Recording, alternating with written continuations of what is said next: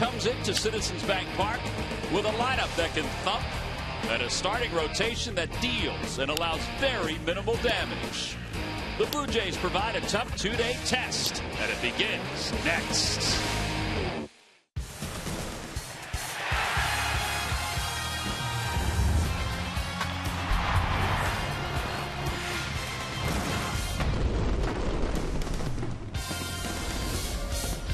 It's nice to be home at Citizens Bank Park, if only for 2 days. Yep, it's a two-game series against the Toronto Blue Jays. Great giveaway tonight.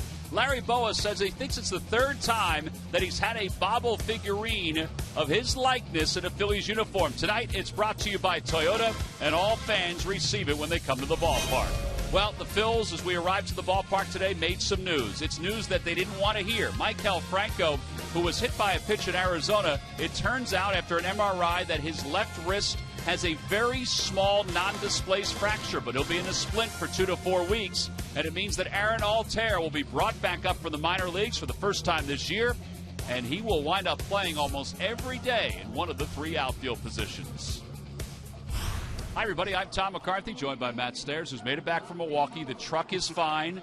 At least we think it is. It probably needs an oil change or two. It's pretty good. Well, the Phillies have the worst record in Major League Baseball, and the news today of Maikel Franco being out for an extended period of time really does hurt, as we saw in that series against the Milwaukee Brewers. And now they take on a Blue Jays team which has taken over the mantra of having the best record since the All-Star break. And because of that, they're within a game of the Yankees. They actually were above the Yankees 3 days ago, but lost 2 of 3, and they're leading the wild card. Well, they're leading the wild card. They're playing very good baseball. One thing about the Blue Jays right now, they're playing tremendous defense. Tulowitzki's hasn't been hitting like they like to see him do, but he's playing very good defense. Now, this is since July 29th, 15-3. You know, we always talk about the offense is the strong point, 27 home runs. They also had 28 doubles. But it's the pitching staff with a 2.13 ERA in that 15-3 record. These guys are going out and they're throwing strikes, they're pounding the strike zone.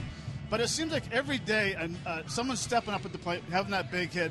Batista, Encarnacion, Donaldson, whoever it's going to be. But it's the pitchers right now that are pounding the strike zone and not allowing extra guys to get on the base because of walks. Well, and the oddity of it is that the one guy that's really hitting the strike zone is R.A. Dickey. It's hard to do that if you're a knuckleballer, but he's kind of turned his season around. Well, he has, and I think it's a hard answer. Why all of a sudden you're throwing well? Well, he's getting a lot of swing and misses. I think the biggest thing is he's in the strike zone more. His knuckleball is different. He throws it hard, he throws it soft. Sometimes it'll go left or right, whatever it's going to be. Maybe he's like a hitter or an ordinary pitcher. He's finding that slot for his arm, and the ball is coming out freely. He's pitching in Toronto. He pitches very well in Toronto, but he's a guy that just goes out there and he's just been pounding the strikes. And you can see the numbers: 4-0 to 1.49 ERA. Honestly, if you ask people, what's the difference? Nothing. He's just getting more swing and misses. Well, and you mentioned pitching in Toronto. He has pitched a little bit more in Toronto. This is going to be a big test for him because he's on the road where he has just 1 win this season and a pretty high earned run average. He'll be opposed tonight by Aaron Nola, making his 6th start here in the big leagues, 3-1 with an ERA of 4.25. Well, you saw at the outset of our telecast a shot of Chase Utley getting into the batting cage. Yeah, he's still with the Phils, and Ruben Amaro says he thinks he'll be with the team for the rest of the year. Interleague play returns when we come back. Phillies baseball is brought to you by Citizens Bank. One deposit checking. Keeping things simple is helping you bank better. By Toyota. Where will Toyota take you? Visit buyattoyota.com to find out. Toyota, let's go places. By Xfinity, the official entertainment provider of the Philadelphia Phillies. By Budweiser, still brewed the hard way. This Bud's for you. And by Independence Blue Cross. Live fearless. Learn more at IVX.com.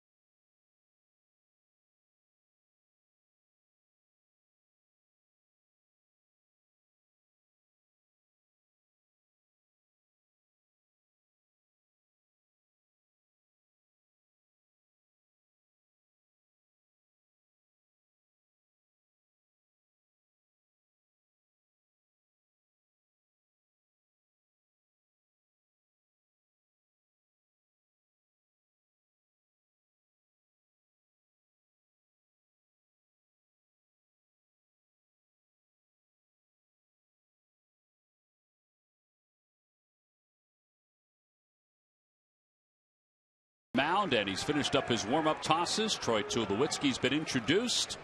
So game one of a 2-game series is about ready to get underway. Aaron Nola on the year 3-1 with an ERA that's crept over 4. Facing Tulowitzki, and the first pitch of the night taken down low or underway. It's 1 ball, no strikes. 23 strikeouts in 29 2/3, only 6 walks for Aaron Nola. He's not going to walk a whole lot of guys.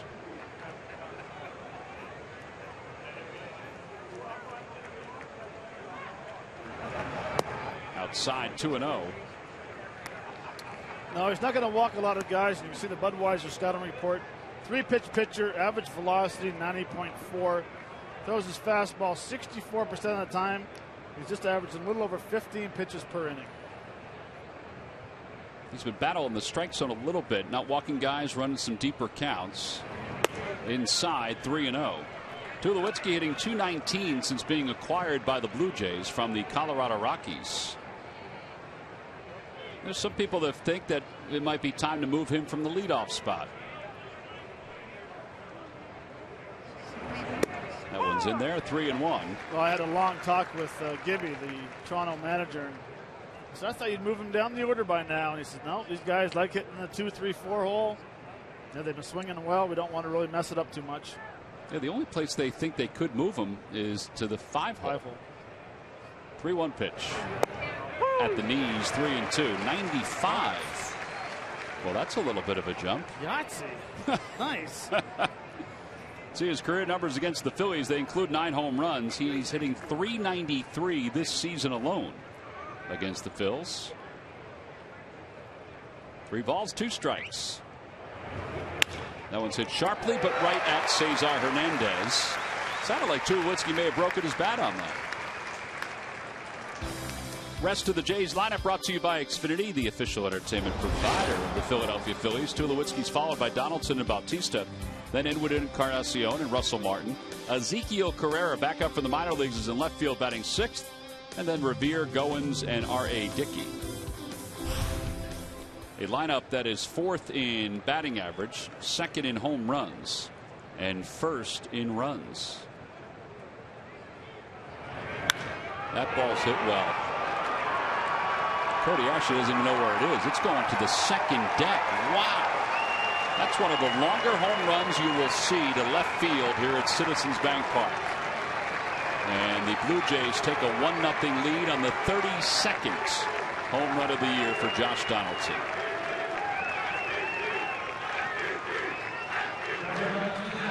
This is a fastball elevated a little bit. Josh Donaldson absolutely loves doing this. His first at bat in the first inning. Hits a lot of home runs lately in the first inning. Bautista takes a curve, and it's 1-0 or 0-1, I should say. That ball's crushed. Oh, Matt, we've seen a lot of games here. That's one of the longer ones to left field that you'll see.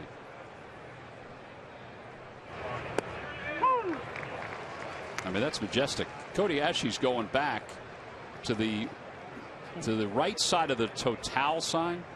I mean, it was hit so high that it was to the left of the Total sign.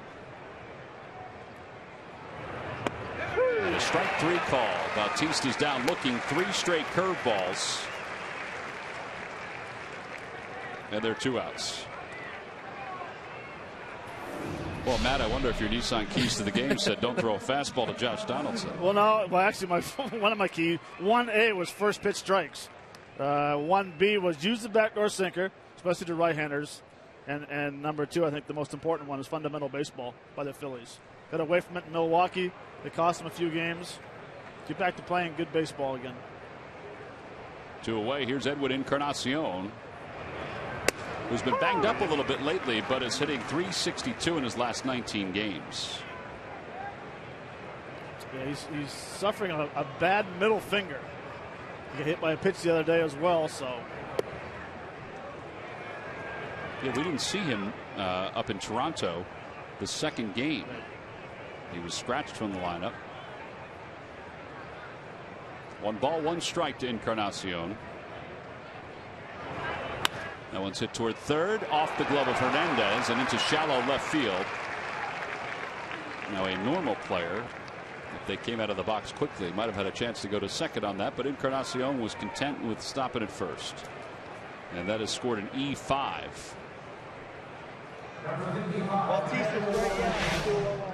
Well, it's a curveball, hits off the end of the bat.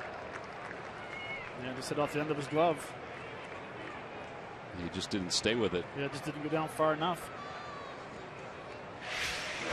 Well, in case you missed it, Cesar is going to be playing a lot more third. So will Andres Blanco, because Maikel Franco is on the disabled list, retroactive to the 12th, with a non-displaced fracture to his left wrist. Now, retroactive to the 12th doesn't really mean a whole lot, because he's going to be in that splint that he has on that wrist. Ruben Amaro said for anywhere between 2 and 4, possibly 5 weeks.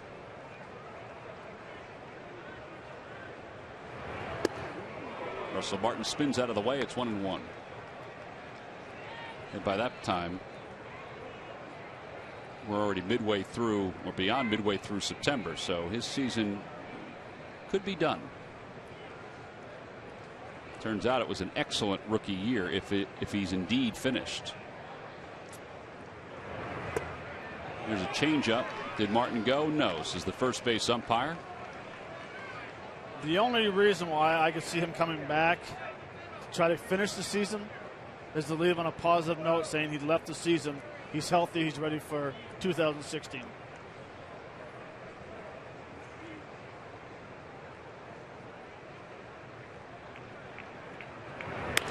That one's out to center field, not deep.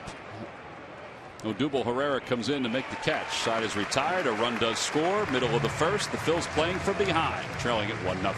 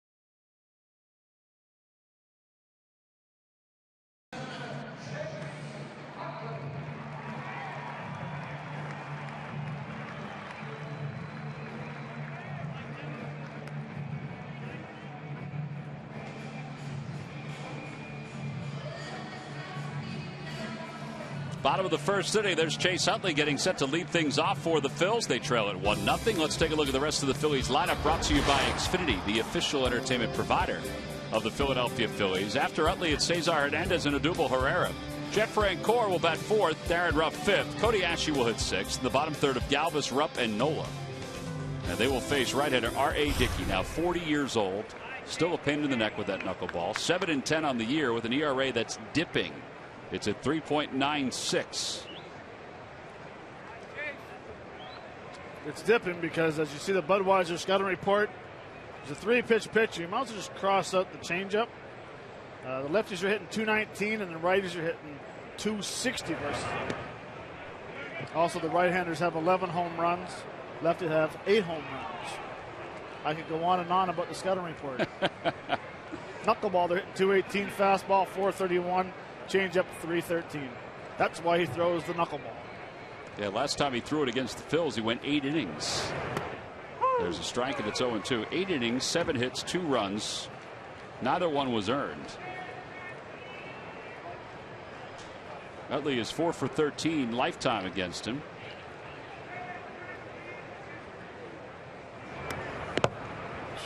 And you might see a lot of that. Russell Martin, when we were up in Toronto, you don't even have to look at the numbers. He really struggles catching the knuckleball.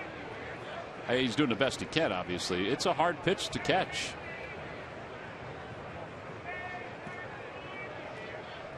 I think it would be fun. For maybe an inning or two? No, I think it would be very interesting just to sit back there and just watch it. Try to catch 100 knucklers during a game.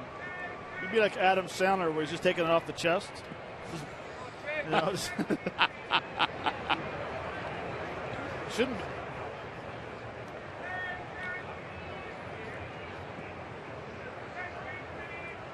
Put the 1 down. Hard fastball. Knuckleball low, 3-2.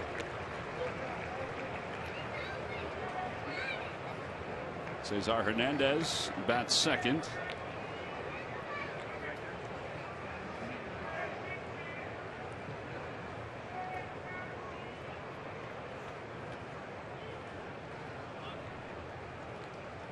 All right, Dickey, 1 game under 500 during his time with the Blue Jays, 35 and 36. This is his 93rd career game. And Chase pops it up. Donaldson crosses over. One away. Cesar Hernandez is coming up. Let's check in with Greg Murphy. Murph. All right, thank you very much, Tom. Well, you guys touched on it right off the top. This has been a red-hot Blue Jays team since the All-Star break, playing some good baseball. And, you know, coming out of the All-Star break, they were just 6-6 when the Phils arrived in Toronto. But that also coincided with the arrival of Troy Tulowitzki. They've gone 14-2 with him in the starting lineup, and he has been a big part of their success. You see, out of the All-Star break, 20-8 for them. The Cardinals at 20-9, so are the Cubs at 29. And the Phils, we know, have been playing better baseball since the All-Star break at 17-10. But this team has been red hot. They caught the Yankees, as you pointed out, Tom, at one point. In fact, passed the Yankees, and then, you know, won 1 out of 3 against the Yanks up there in Toronto over the weekend and fell back behind them. But I'll tell you what, I think many people believe, and I believe that since we saw them in spring training, this is the team that could make the postseason and do some damage. There's no doubt about that, Murph. And I think the pitching numbers, you know they're going to hit, but the pitching numbers really, those are the numbers that really stand out. Here's Odubel Herrera after a ground out to shortstop by Cesar Hernandez. It's 0-1. Herrera's looking up for the speed gun with a fastball at 83. He's thrown 8 pitches, 1 fastball, and then a knuckleball, and it's 1 ball and 1 strike.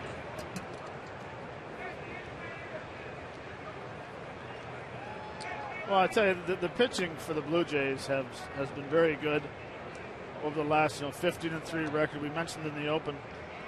I'm just impressed with 33 walks. And that's including a knuckleballer. That one's bunted in the air, foul, and it's 1-2. Well, and they even sent down Drew Hutchinson today. 12-2. 12-2, but the reason they said was because his road record was so bad. He has a 9 ERA. Correct. So they figured, we're going on the road for a little bit. Let's send him down in the minors. We don't need a 5th pitcher. He's only going to be down for 1 start, and in 10 days they're calling him back up. 1 ball, 2 strikes to Herrera. That nearly hit him. Off the glove of Martin, 2-2.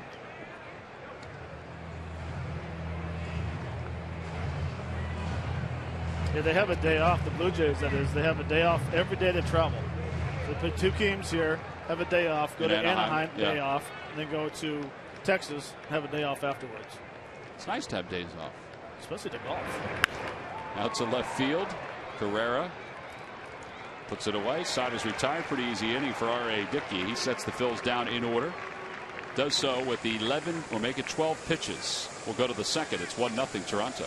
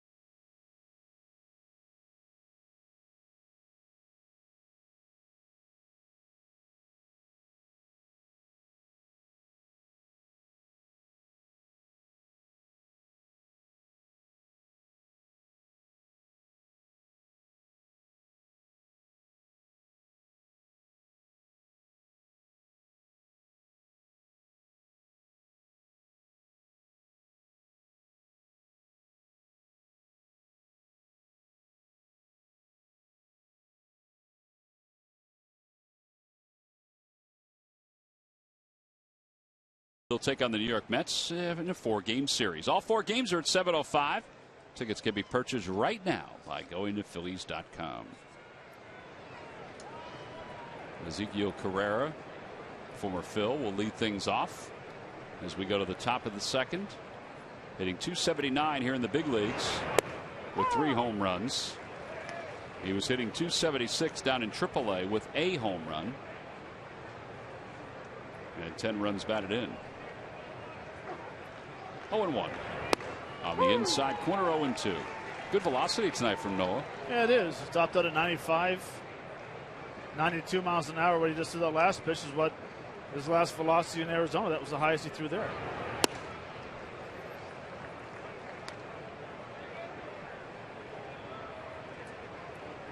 Noah won 10 games down in the minor leagues between AA and AAA. Good curveball. Picks up another strikeout. That's the second one of the night. And with 1 out, Ben Revere is due up. And see what kind of reaction Ben gets, but he got a very nice reaction when they did the starting lineups.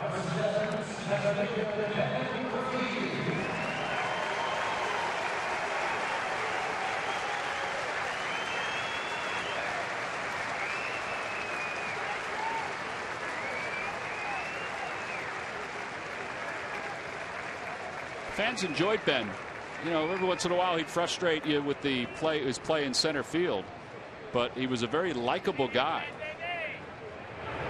All the appearances that he did on behalf of the Phillies were always positive. Pete said that after the trade. He goes, listen, he was a really good guy. He said, but we had a surplus, particularly in center field with Odubel Herrera. Aaron Altair, who's up here now with the club and is in the dugout, was right around the corner. So they felt like they were dealing from a strength. 1 ball, 1 strike. Chopper to second. Utley charges. And there are 2 outs. Now, when I say a strength, I mean a strength in numbers. Obviously, Ben was not a power hitter by any stretch, but man did have 184 hits last year. That he did. I was talking to Joe Siddall, who does radio for Toronto, and he goes, I watch him hit some days. I'm like, really? You know, he has that elbow slapping, the hand dropping. But when he is on, he hits line drives everywhere. Here's Ryan Goins, who's playing second base tonight. 2 for 16 on the most recent homestand, and included 8 at-bats in the Yankee series. Outside, 1-0.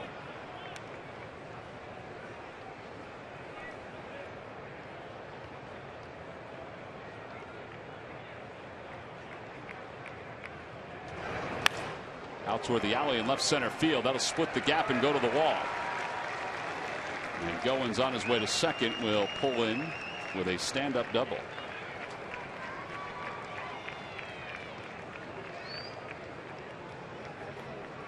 Tenth double of the year for Ryan Goins.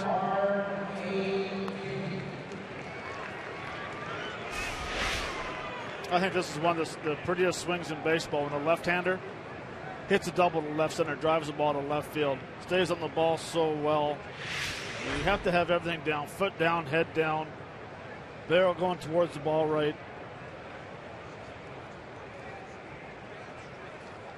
And don't get me wrong, hitting one to right field for a home run is pretty too. Or hitting it as a right-hander up into the second deck, 454 feet away. Yeah, that was just more impressive. Yeah. R.A. Dickey is a 204. Or 176, I should say, lifetime hitter, 0 for 2 this year. And he hits that one out towards center field. Odubel will get there. And he makes the catch. Side is retired. He was hacking at the first pitch he saw. No runs, 1 hit, and 1 man left in scoring position. Phils will go back to work offensively when we return.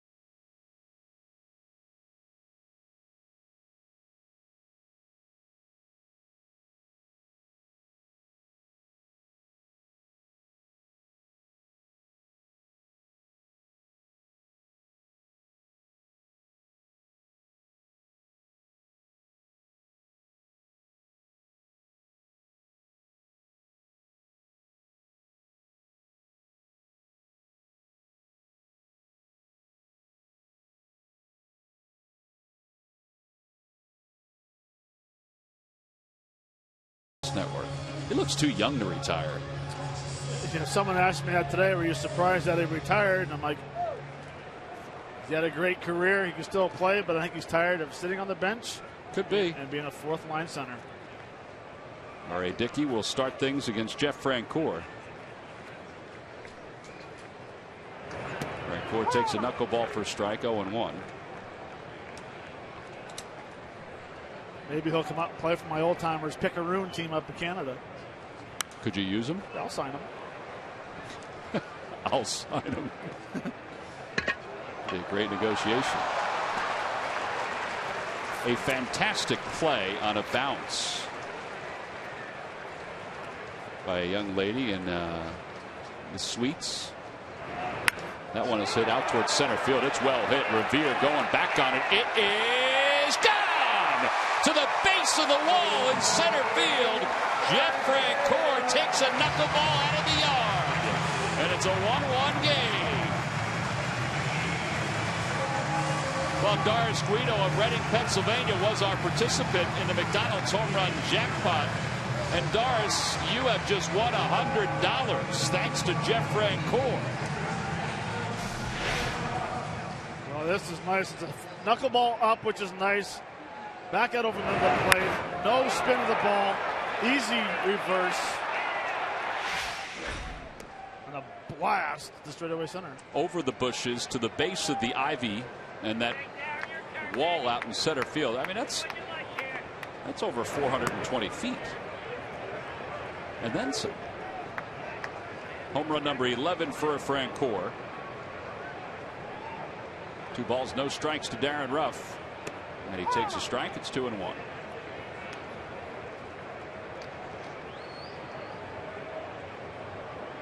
Darren starting tonight against the right-hander, albeit the knuckleballer.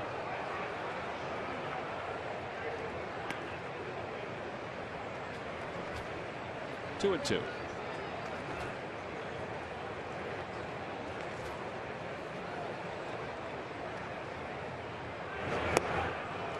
That was a nasty knuckleball there. First strikeout for R.A. Dickey, his 98th of the season. That's one thing about facing a knuckleballer. He can throw one that floats a little bit, and all of a sudden, if he puts a little bit more pressure on that index finger, watch this thing just take a left turn. Oh, it's unbelievable.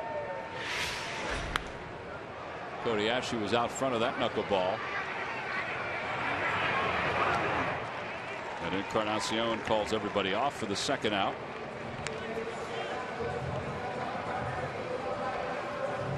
So Jeff Francoeur has tied this ball game up at 1.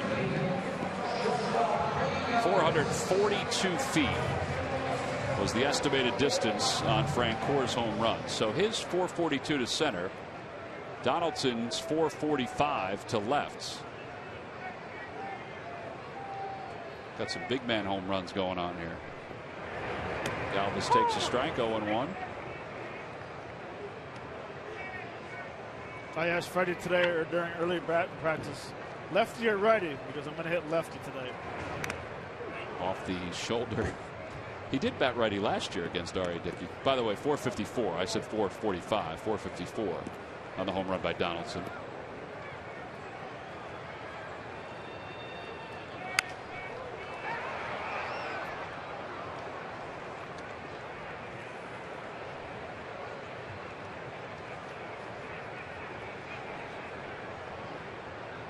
No balls, 2 strikes to Galvis. Fouls it back to the screen.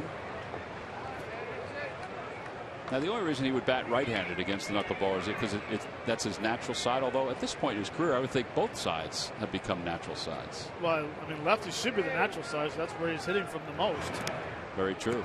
The only righties were hitting 260 coming into the game, and a knuckleballer usually goes away from the right-hander, so which means it's going towards the barrel.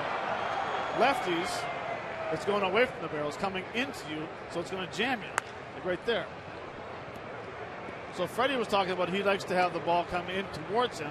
He feels like he can hit that ball better. So he could turn on it and not allow it to jam him. Right. So if it's up in the zone and a knuckleballer the ball is gradually going to go away from the right-hander, which is towards the barrel. That's why right-handers have more success. Popped it up. Russell Martin onto the on-deck circle, makes the catch. Cameron Rupp tried to clear away that on-deck circle. Didn't matter. What did matter is that Jeff Francoeur has tied this ball game up with a center field home run. Bam! Third hit of his career against R.A. Dickey. We'll go to the top of the third with the Phils and the Blue Jays tied at 1.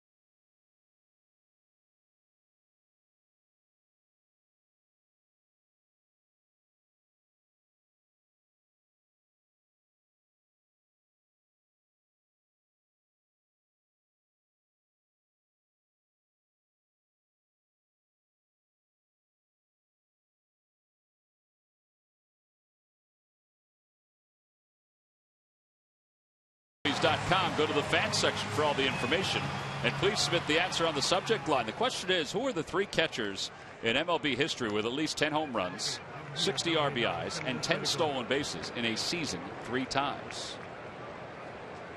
That's going to cause you to have to maybe write some notes down, Matt. There's the Larry Boa Bobble figurine, which has popped its way up out of Chickies and Pete's. That's the giveaway tonight, thanks to Toyota. Troy Tulowitzki will lead it off. He lined out his first time up. He takes a breaking ball outside, 1-0.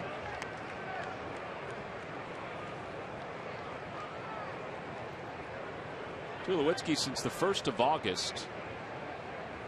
And we talk about his average being at 219 coming in. We saw him that first day, and he was hitting one extra base hit after another against the Phillies. After that, though, not so much. His average is at 180 since the 1st of August. Out of play, off to the right. 1 ball, 2 strikes. That's good? Okay.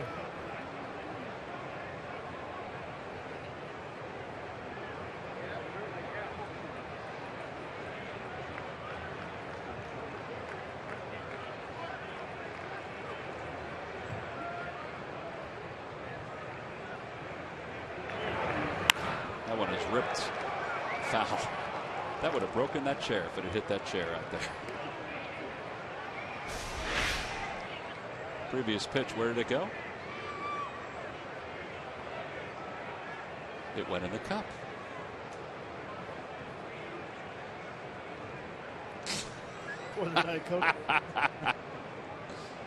That's what you call a spitball.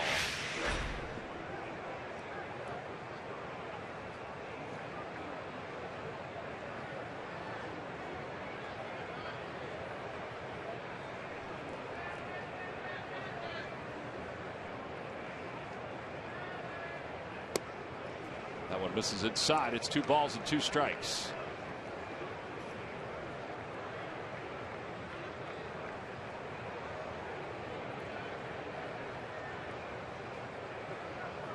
Tulowitzki, 191 career home runs.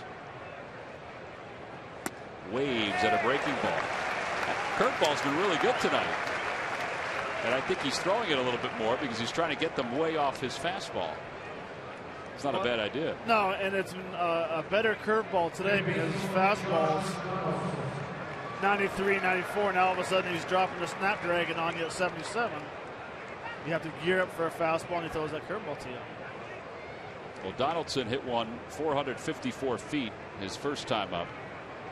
He is truly an MVP candidate with 32 home runs, 88 runs batted in, 87 runs scored. Figured that they would start him off with a curveball after what he did with this one. First pitch, hunting. He gets it. He crushed it.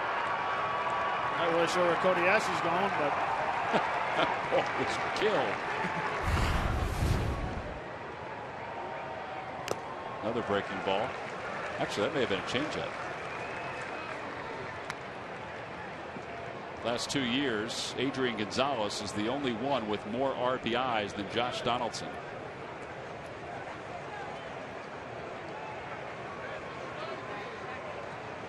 No balls, 2 strikes to him. They try to get a fastball toward the outer edge, and he fouls it away.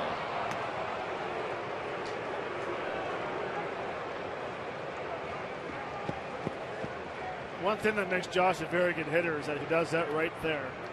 He gets 2 strikes, overswings, or hits a home run, whatever, but he goes back in the protect mode. He can hit the ball to right field if he needs to. Kind of quiets it himself down a little bit. That's the reason why he's hitting 293. Does he do anything differently with his feet No. when there's 2 strikes? It's his approach. You know, he's all gung-ho, the 1 ball, 2, you know, whatever it's going to be.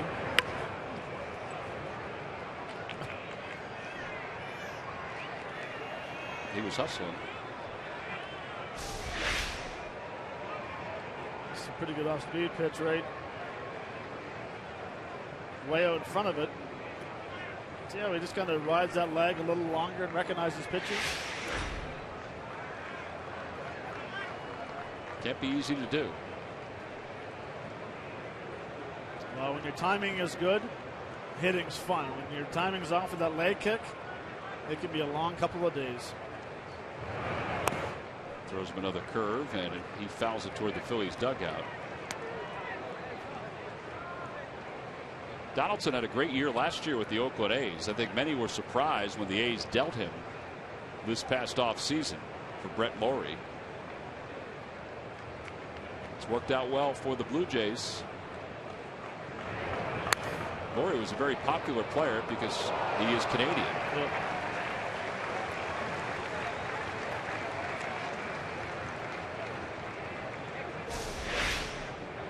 Well, if you don't have a cup, use your hands. Nice grab.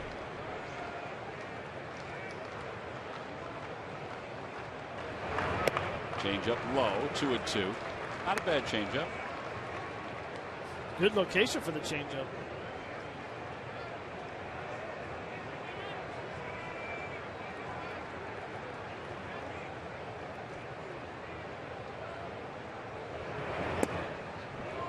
Tried another one.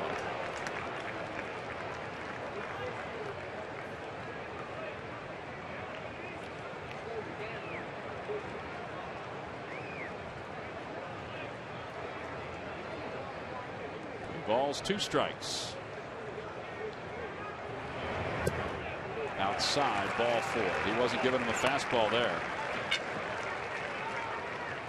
So the first walk issued by Aaron Nola. Phillies baseball is brought to you by Budweiser. Budweiser is still brewed the hard way. This Bud's for you.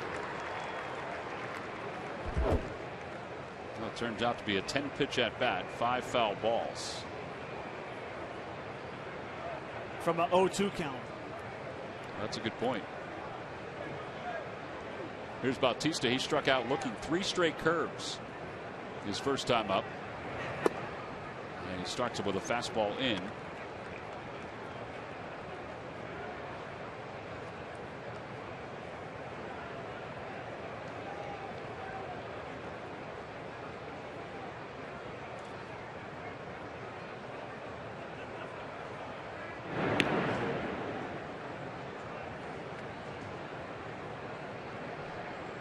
Bautista with 231 home runs, second only to Carlos Delgado.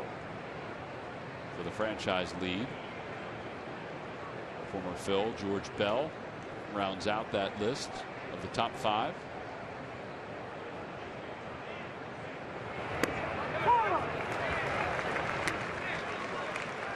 I guess when you're facing a team like this, and this is probably the case for any team, but if you're a pitcher, you got to outguess the hitters as far as what you're throwing and what they're looking for, because you have to get them off the fastball. Right, you do, and that's why I think Bob McClure talks about it's so important to be able to throw that low and away fastball. You can go there for a strike, because that way, now if you pitch inside, that's just missing right there. Just missing. But if he calls it, if he hits that for a strike and can hit that outside corner right in here, now all of a sudden the right-handers are going to start leaning over. You start busting fastballs inside, stands them up. Now you don't know which side you're going to, because you can pinpoint that fastball away or your off-speed pitch. There you go. Bautista doesn't think so, and it's 2 balls and 2 strikes. And this is a changeup. It's good height. It's right across the knees. And pretty much out at third.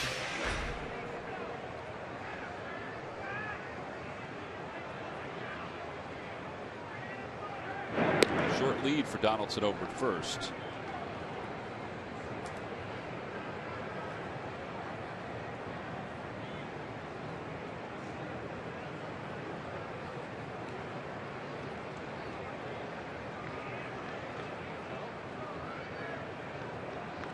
Two balls, 2 strikes. A high fly ball to left field, playable for Odubel. He calls off Cody Ashe, makes the catch, 2 outs.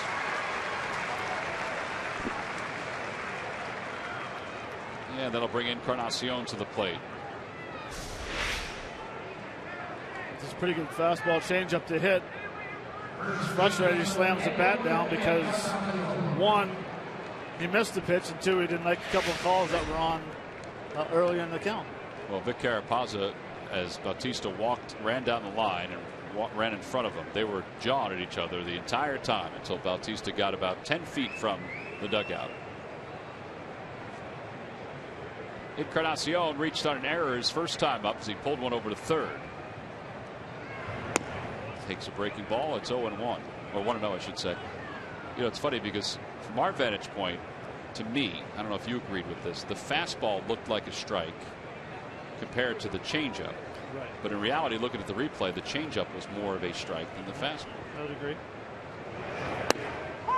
See, that's a good fastball. That's a good fastball. Good height, good location.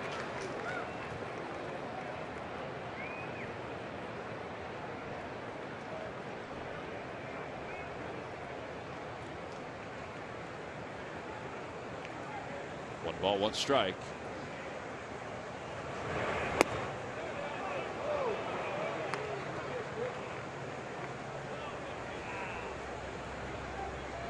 Boy, we're throwing up all these numbers. I mean,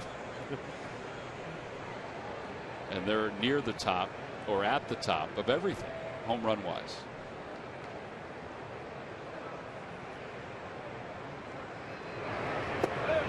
Inside, 3-1.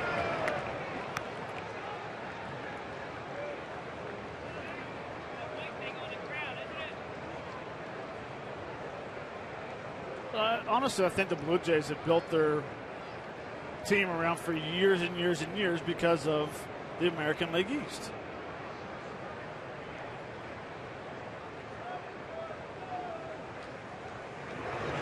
There's a strike 3-2 because you have to be able to hit a 3-run home run. You have to, because you have the Blue Jay. I'm sorry, you have the Yankees and the Red Sox, the payrolls they had over the years.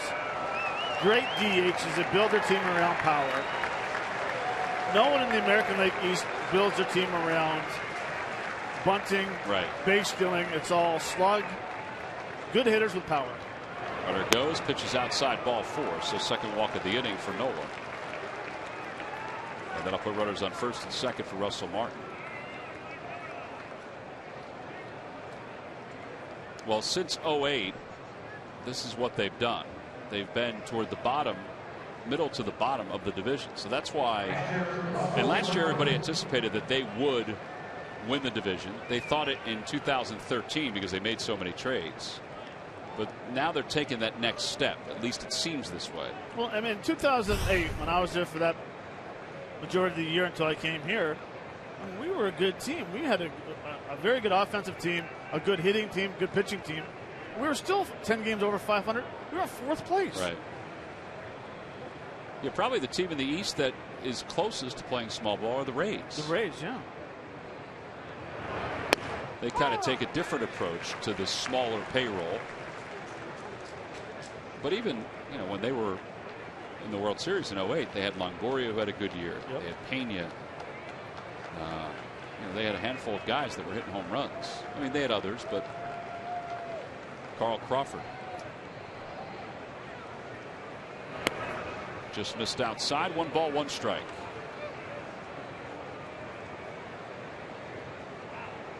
Pitch count's rising somewhat. He's got 56 here in the 3rd.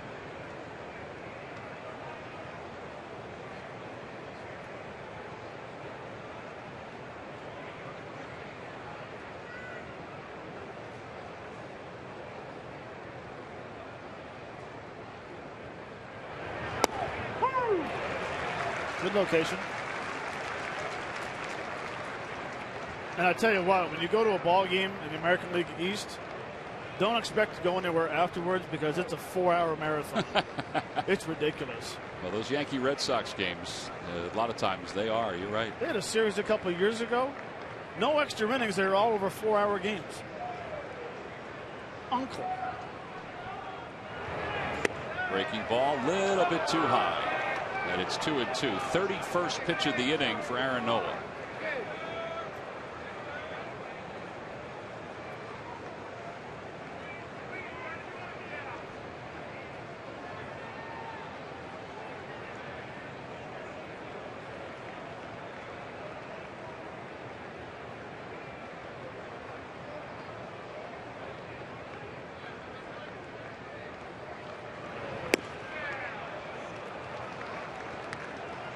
Curve selling just a bit right now.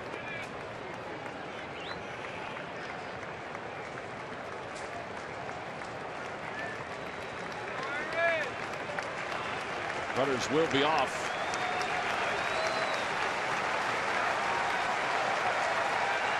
Four full counts for Nola so far. Runners go. Pitch is outside. Ball 3. So he's walked 3 in the inning. Bob McClure's coming out to have a little chat.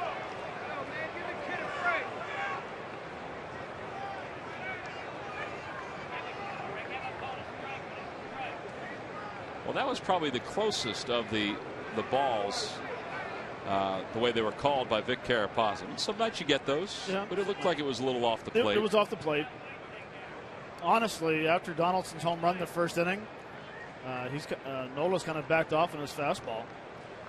You know, he threw 3 consecutive curveballs to Batista. As you see right here, camera set up right on the corner. Has to reach out a little bit to get it. A little bit, yeah.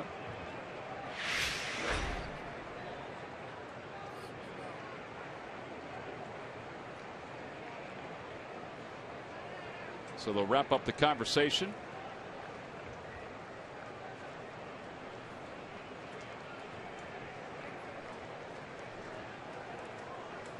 You know, and my point is just because a guy hits a 94-mile-an-hour fastball 454 feet, don't stop throwing or don't stop using it.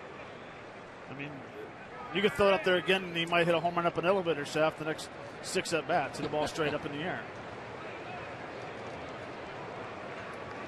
Well, here's Ezekiel Carrera. He struck out his only time up. With the bases loaded, the pitch from Nola. Inside and low, 1-0. This is a lot of pitches for 1 inning for anybody, including a 22-year-old.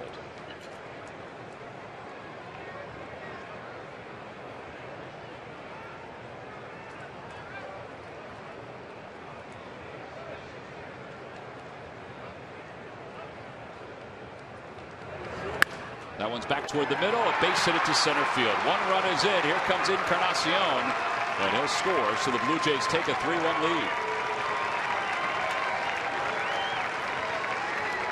So the 3 walks lead to a 2-run single for Carrera.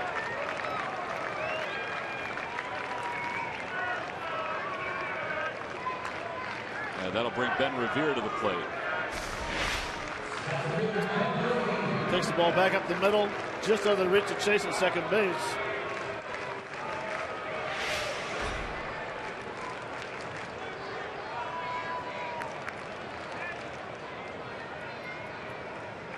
Well, they got Revere to ground out his first time up.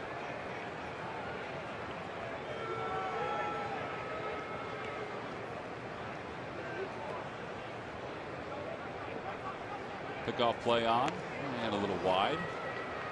And Martin's back.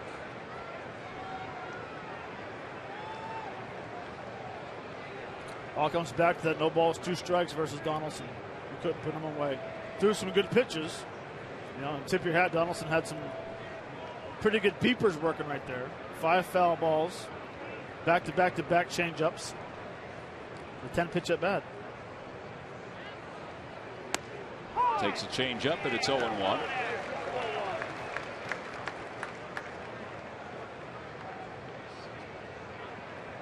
"36 pitches in this inning alone for Nola."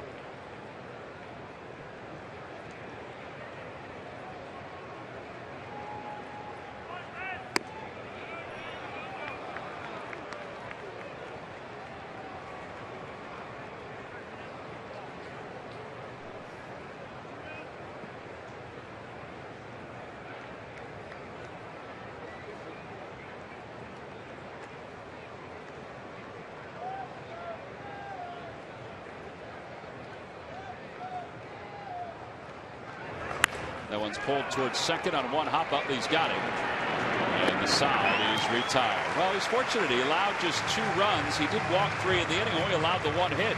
That was the 2-run single by Carrera. Out to the bottom of the 3rd. The Phillies trailing it 3-1.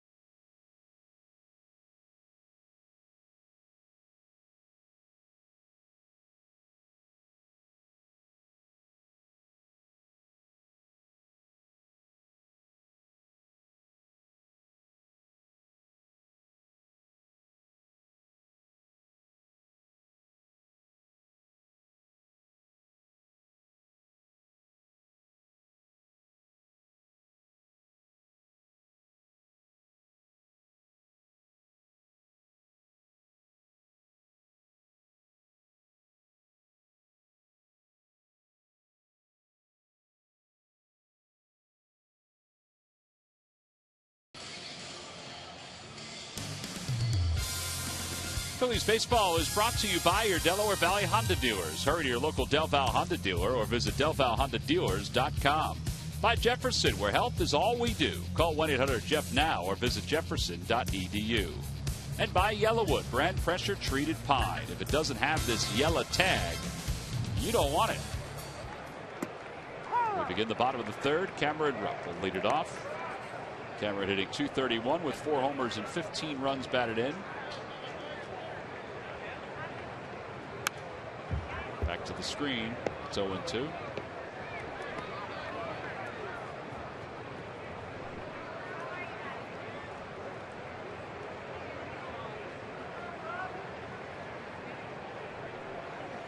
That one is looped into left field. That'll drop for a base hit. Just the second hit for the Phils.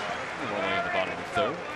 Aaron Noah's coming up. Let's check in with Greg Murphy. Murph? All right, Tom, thank you very much. Well, you may have noticed that the fans coming into the ballpark tonight are particularly excited because, well, they got themselves a Larry Bowa bobble figurine. All fans got one tonight as they came into Citizens Bank Park. You can see he's batting left-handed. He's got the bat, the eye black. And one of the cool things about this is that you notice the hat underneath his helmet. You remember Larry used to wear his cap underneath his batting helmet. So they've got that as well. And, of course, number 10 for Larry Bowa. And I got a chance to talk to Larry briefly before the game. I asked him, what'd you think of it? Did you see the bobble figurine? He said, yeah, I think they did a pretty nice job. Pretty good likeness. So it's the second time that a bobble figurine of Larry Bowa has been given out by the Phillies. So, but this one's a good one. Last time he was just standing there with his glove. This time batting left-handed, you'll notice. And it's certainly a good figurine. Wait a minute, Murph. Yeah. Left-handed? Yeah, he's batting left-handed, Tom. You see, he's definitely left-handed. I have one that's right-handed. Well, that can't be possible, Tom. They're left-handed bobble figurines. No. Does yours have? Mine doesn't have eye black. Does yours have eye black? Oh, I see. So what you're telling me is that there's two different variants of these bobbleheads, That's right? There's 2,500 of the right-handed bobble figurines that have been mixed in without the eye black, that have been mixed in with the left-handed bobble figurines. Larry, what do you think of that? I agree. So, well, you know what? Back in a different lifetime, Tom, lifetime? Yeah, a different lifetime. I had a lot to do with collectibles, and I will tell you that when they do a limited edition of a bobble figurine, that's something pretty special. So if you got a right-handed one at the ballpark tonight, consider yourself very lucky because there are only a few of those out there. Yep. Most of them are left-handed, so that's a pretty cool thing. It was funny, though. Larry did say, he said, I think there's been 3 bobble figurines of me. And Murphy and I looked at each other. I think there's only 2. Yeah, I think there's 2. There was one that was given out in a different, not given out at the ballpark. That was also made, but there was one made that was given out on a giveaway night. It's actually the second one the Phillies ever gave away. Pat Burrell was the first one. Larry Bowa was number 2. Well, I tell you what, the next player, I wish I had one of those because I honestly believe it's a true honor. Yeah. I was fortunate to have a figurine, which I thought was the coolest thing in the world. But to have a bobblehead is something that I think it goes overboard. Just it's pretty sweet. Well, and I think what you're saying too, Matt, what Murph was mentioning. I mean, this one's a pretty good likeness, and it, as Murph said, the cap under the helmet, which is what Larry did. Yeah, it's pretty cool. And someone made the joke that they even made one where he's smiling, but we said no. They definitely didn't do that. That might have been me saying that. That was you, right, Matt? Well, the bobble figurine was all around town today. They did a scavenger hunt and on Twitter, and they said, all right, we're going to put it here. The mural, you see that to the left, as that one is punched into center field. A base hit for Cesar. That'll bring home Cameron Rupp. And it's a 3-2 ball game. Anyway, it's a very, very cool thing that the Phillies did. You know, they not only had it at the mural, which we talked about, they also had it at City Hall, Independence Visitors Center, Marconi Park on Oregon Avenue, the parking lots here at Citizens Bank Park. So fans could have ventured around the city today, easily could have stumbled across them. 2 outs, runner at first, a run in on the RBI single by Hernandez. I'm with you though, Matt. I think it's a great honor to have, you know, somebody put a bobble figurine together. It is pretty cool though, the cap under the helmet. What's cooler though is that picture that you had of Bowa. Oh, thanks.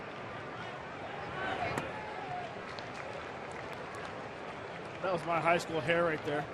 I think it was all of our high school hair right there. Although you had a mullet. Mine was blonde. I had a mullet. We prefer to call it the hockey hair. We had hockey hair.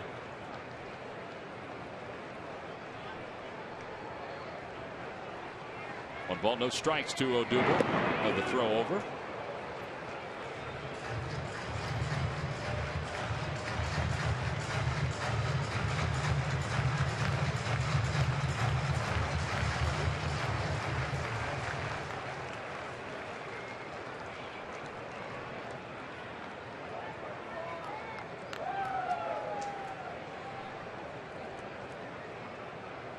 Oh, they got him. Gosh, it's happened just way too many times this year. Picked off. Actually, it's caught stealing because he was heading towards second, so it goes down as a caught stealing. 1-3. That bobble figurine, the one up here and the one in the dugout, not going to be too pleased about that. It's happened way too often.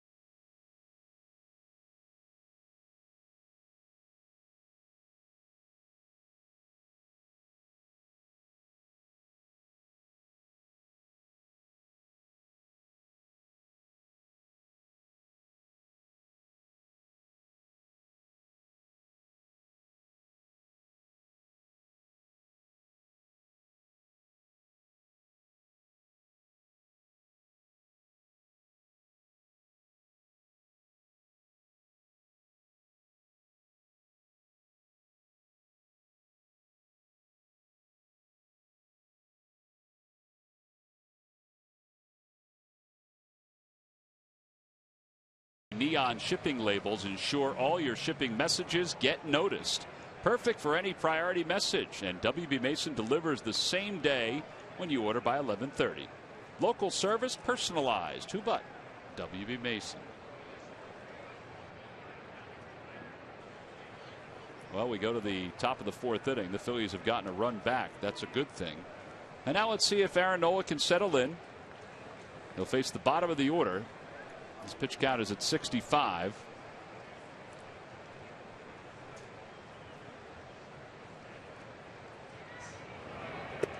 Outside, 1 ball, no strikes.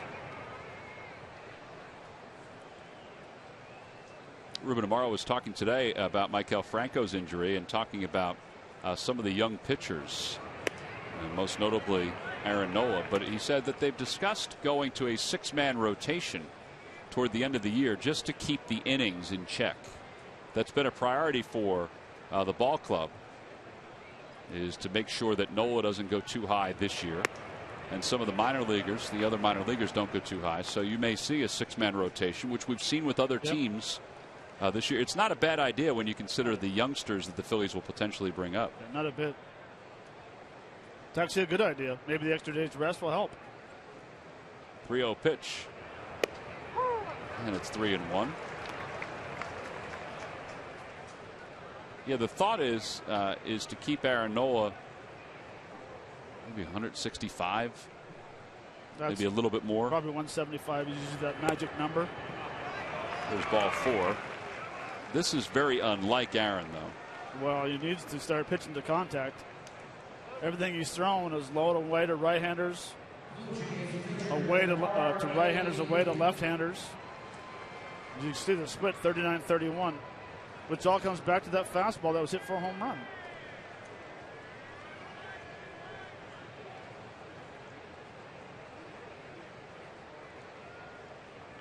All right, Dickey shows bunt. They throw over to first. Matt, how much of that is Cameron behind the plate? You know, does Cameron need to be a little more forceful when it comes to where the pitches are? I would think so. I would think if he notices that he missed 4 times outside to a left-hander, well, hey, let's start moving the ball inside a little bit. That ball's butted toward first. Nicely done by R.A. Dickey. Sacrifice is successful, and now you've got the top of the order coming up for the Blue Jays for the 3rd time. So at a Major League scoreboard, they began in a rain delay, but the Mets have started off strong with a leadoff home run by Curtis Granderson. It's his 7th leadoff home run of the season, which is a new Mets record. They had a 46-minute rain delay. Let's hope it stays south. Yeah, really. Or travels very slowly.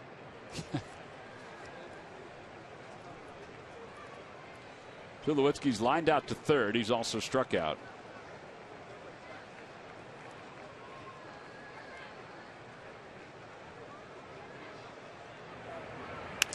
Ground ball to third.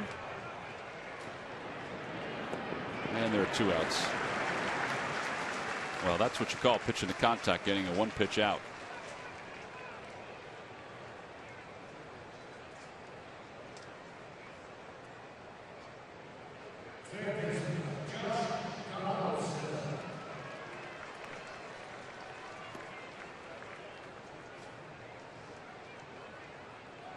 Honestly, I've seen a lot of American League games and played in a lot of American League games.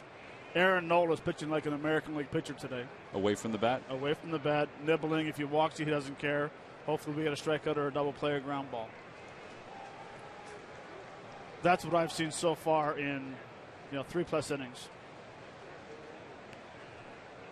I wonder if that was the game plan. If it's not his game plan, but it was the game plan overall.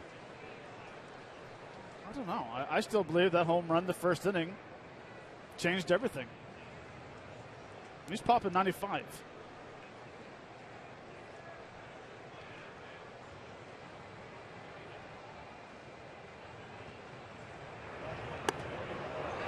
That one sailed, and it's 1-0.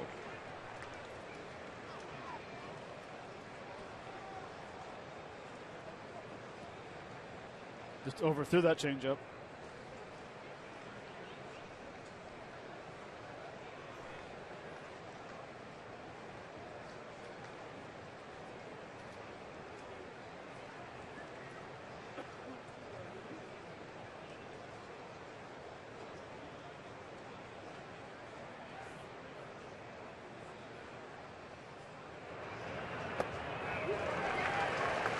Change up on the inner half. 1 ball, 1 strike.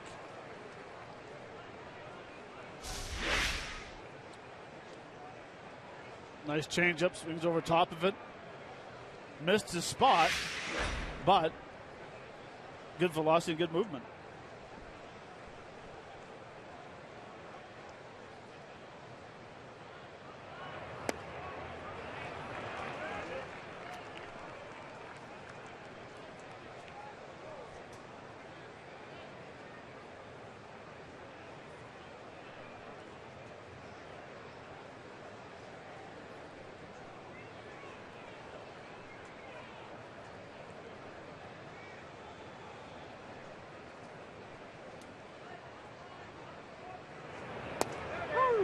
That one was a little higher. It's 2 balls and 2 strikes.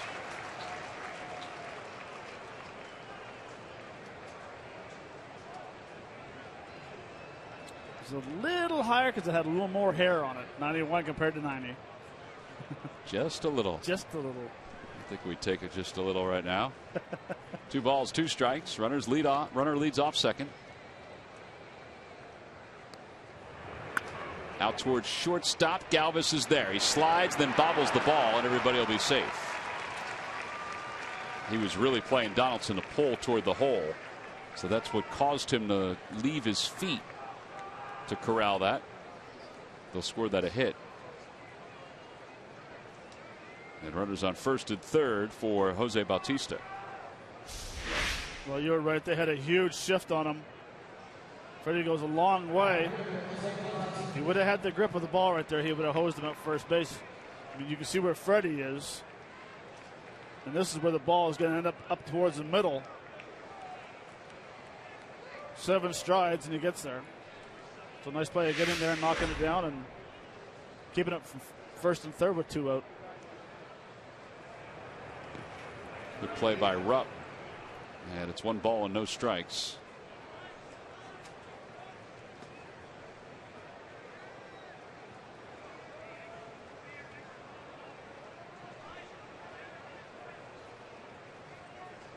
4 walks.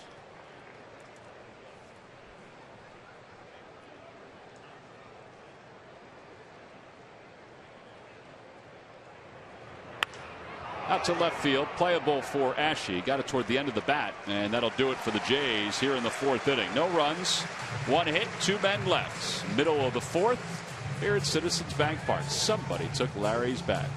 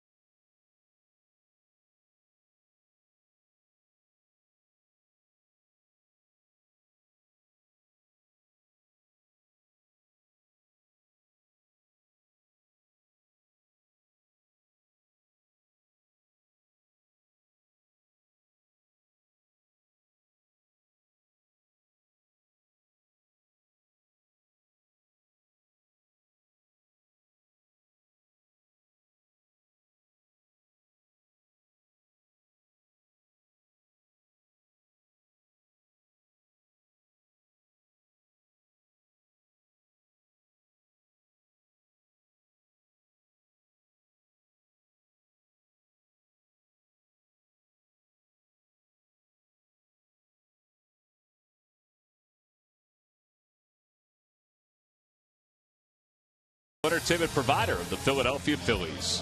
By Toyota. Where will Toyota take you? Visit buyatoyota.com to find out. Toyota, let's go places. And by the Pennsylvania Lottery. Benefits older Pennsylvanians every day. Well, with Matt Stairs and Greg Murphy, I'm Tom McCarthy. Folks enjoying tonight's ball game. Blue Jays lead it 3-2 as we go to the bottom of the 4th inning. R.A. Dickey has allowed 3 hits so far, including a home run. And an RBI single by Cesar Hernandez, who was picked off. It was the 28th pickoff for R.A. Dickey. Cesar, well, probably too many this year.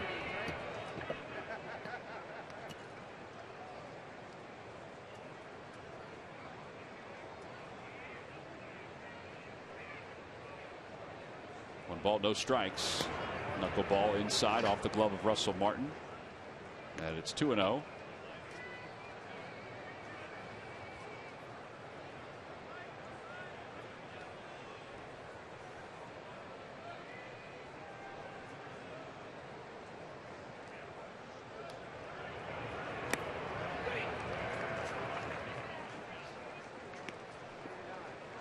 R.A. Dickey has an option for next year with the Toronto Blue Jays.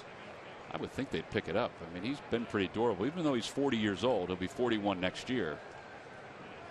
He's in great shape. There's a strike. It's 3-1. Former first-round pick of the Texas Rangers when he was a hard-throwing right-hander.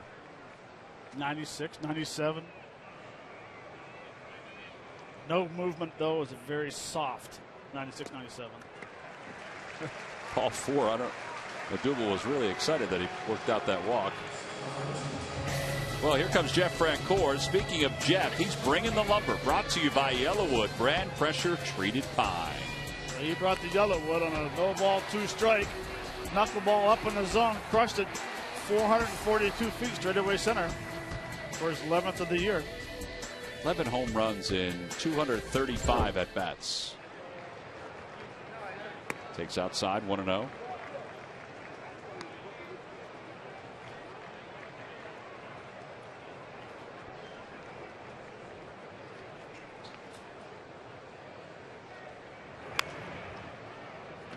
One ball, 1 strike.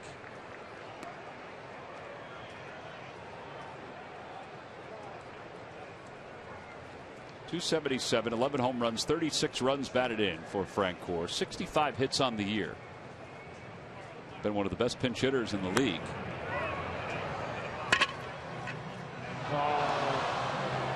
Gentleman did everything right, including bringing a glove to the game, and he just couldn't grab it.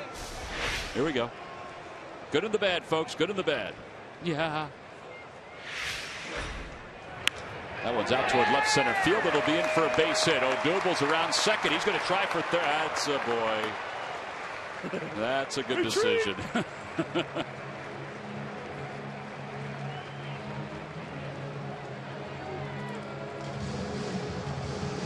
He put the brakes on about 15 feet around the second base bag, and that was the right decision.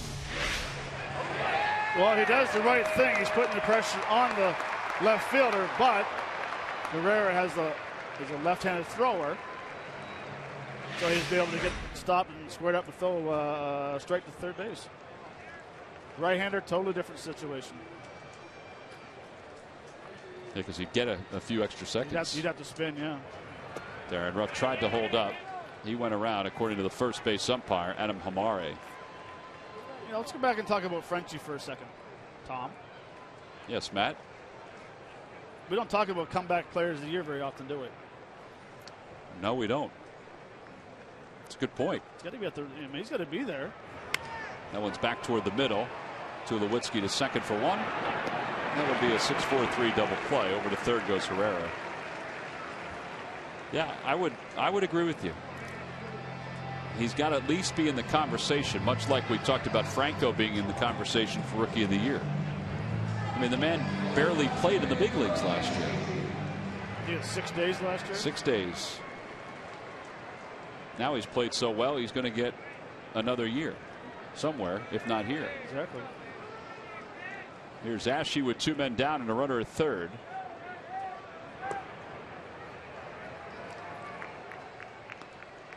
Left-handed hitters have to think so hard on using the top hand facing a knuckleballer. You don't guide the ball, the barrel to it, you throw the barrel to it. There you go. A liner out to right field. That'll tie the game up. Cody Ashe with an RBI single scores Herrera. It's a 3-3 game.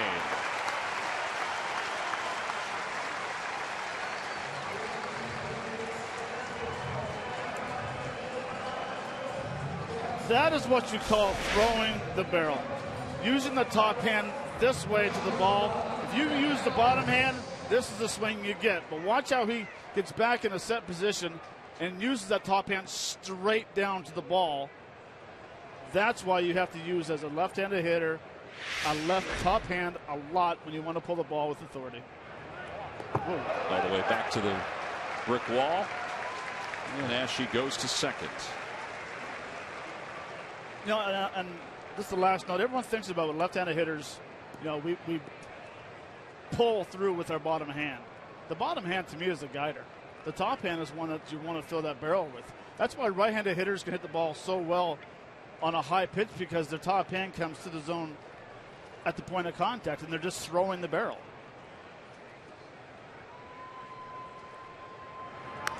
Well, I think that swing by Ashe was a clear indication of what you were talking about. Yeah. Back and down. No loop whatsoever. Well, and we call it the ABC of hitting. You know, A is the top hand going back. You know, A right through C. We talk about when you have the little loop. The middle of your loop is the B point. Well, you want to go straight from A to C like that. That one's out toward the alley in right center field. That's going to score Ashe from second. Galvis on his way to second base. The Phils will take the lead, and Galvis is thinking 3. He's going to get there. It's an RBI triple for Freddie Galvis. It's a 4-3 ball game.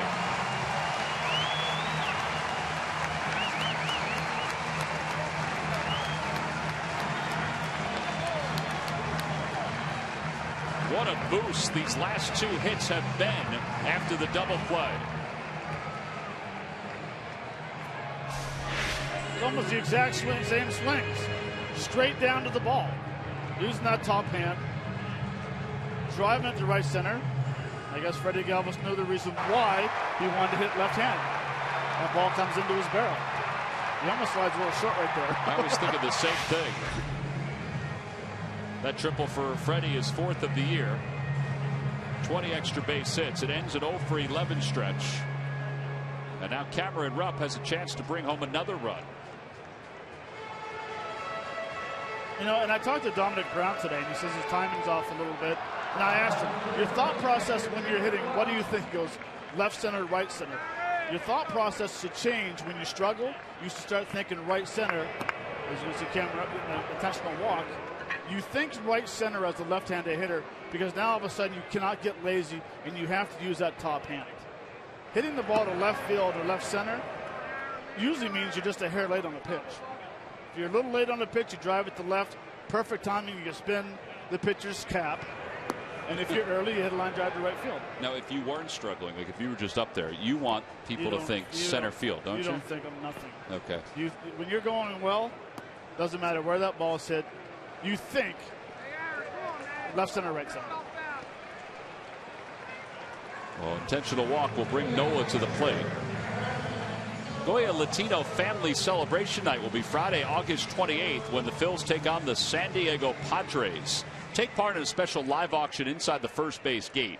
Proceeds benefiting Concilio in their efforts to provide social services in the Philadelphia Latino community. Tickets for the upcoming homestand between the Phils and the Mets and the Phils and the Padres can be purchased by going to Phillies.com. Liam Hendricks warming up in the bullpen.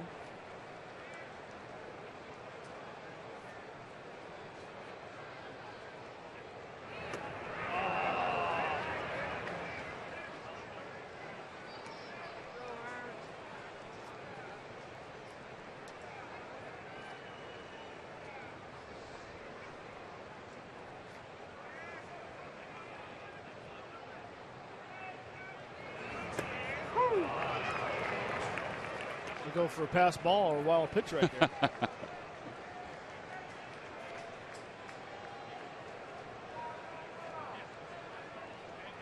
Zach Butt his first time up, the first of his big league career. Fouls it away.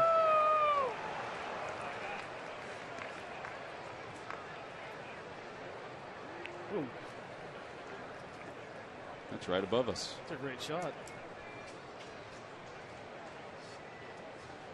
There's no way Cameron's getting picked off at first base. No. Aaron Nola strikes out and the side is retired, but the Phils take the lead. They do so with 2 runs with 2 outs. Cody Ashe's RBI single tied it, and then Freddie Galvis gave the Phillies the lead. Galvis with a sweet swing into the alley in right center field. That brought home Cody Ashe. And for Galvis, it ended an 0-for-11 stretch. It was his 4th triple of the year, and the Phils lead it 4-3 as we go to the 5th.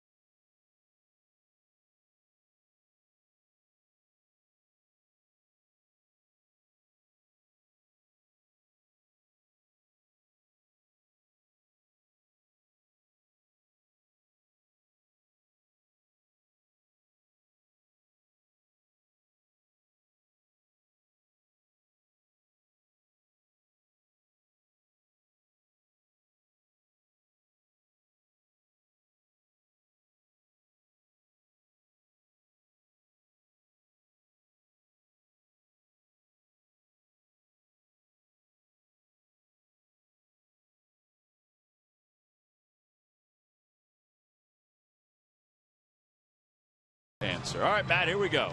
I know you got your pencil out. Who are the 3 catchers in MLB history with at least 10 home runs, 60 RBIs, and 10 stolen bases in a season 3 times? Well, we're playing the Blue Jays, so I'll say Martin. Russell Martin is correct.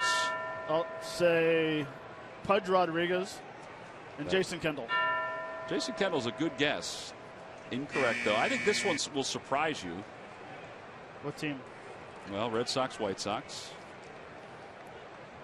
Carlton Fisk, 80, 82, and 85. Log back on to Phillies.com to find out if you're the winner of a Phillies prize pack. If I would have told you he wore number 27 and 72, would you have gotten that? Absolutely. Edwin Encarnacion leads it off here in the 5th. Bullpen action behind Aaron Nola. They're trying to get him through this 5th inning. Elvis Araujo is starting to throw in the pen.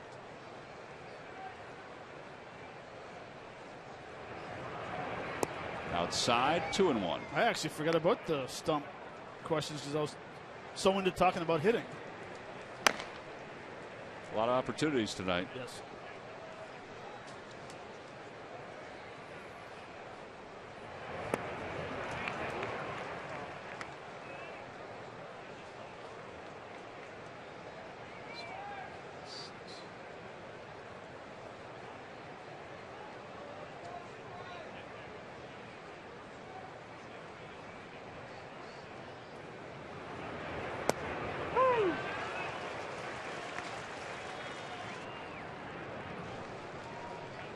As we'd say in Canada, merci. That was a tad low. Aaron will take it, though. 3 balls, 2 strikes. Swing and a miss. He got it. Threw him a curveball. It's one of his best ones since the 1st inning when he got Bautista looking. So 1 away, and he'll bring Russell Martin to the plate. Phillies fans, did you know the StubHub app is personalized just for you? Get the StubHub app today. Start at StubHub and let the fun find you. StubHub is the official fan-to-fan ticket marketplace of Phillies.com. 4 strikeouts for Aaron Nola. Martin walked his last time up. Takes a curveball, 0-1.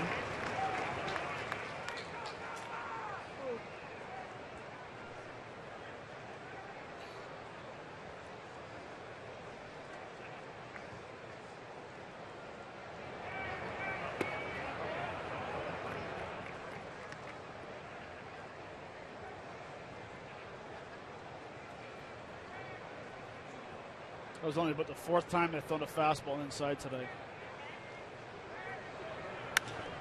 Out to right field. Francoeur spins back and makes the catch. 2 away. It's now time for you to tweet your strongest fan photo. Use the hashtag PhillyPhotoDataStrongFan, and you just might see yourself in an upcoming broadcast. Brought to you by T-Mobile.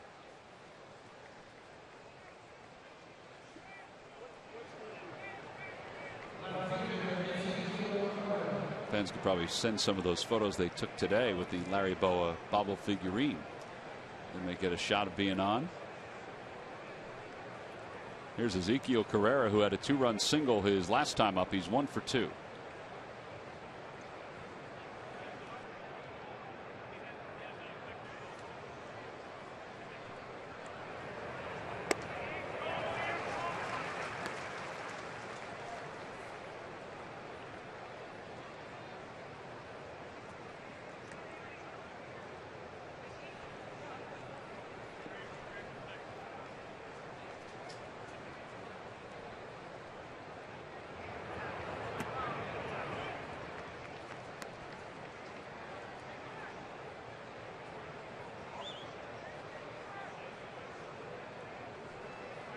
Pretty good battle tonight for Aaron Nola.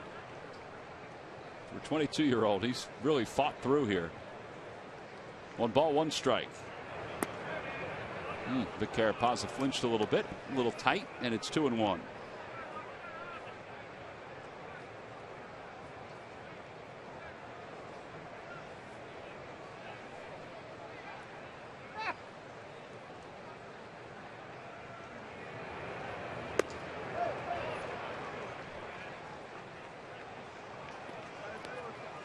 I think you used the perfect word, Tom. It's been a battle all night. Sometimes that's where you really figure out somebody. You know, can they fight through it? I mean, 7 3-ball counts. Well, so far, he's been able to fight through it. And it's now 3-2.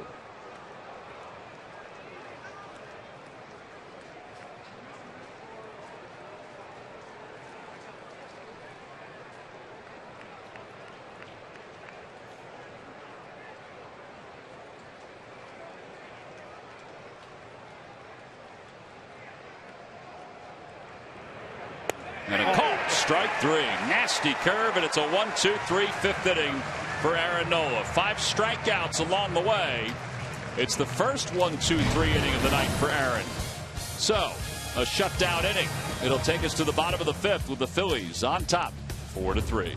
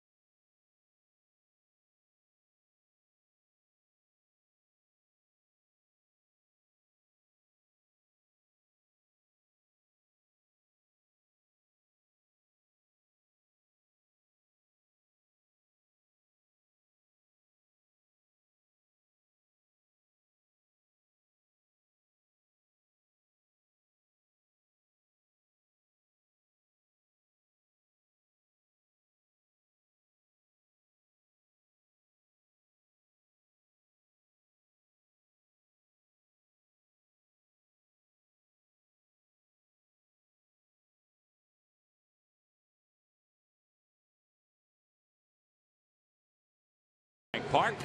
Enjoy country music bands and much more. Order tickets now at Phillies.com and be one of the first 2,000 fans to receive the exclusive Phillies camo snapback hat. There it is right there. Again, go to Phillies.com/country for more information. Chase Utley will lead it off here in the bottom of the 5th inning. Utley is 0 for 2. He's popped out and grounded out. And he hits it foul over the third base side. It's 0-1.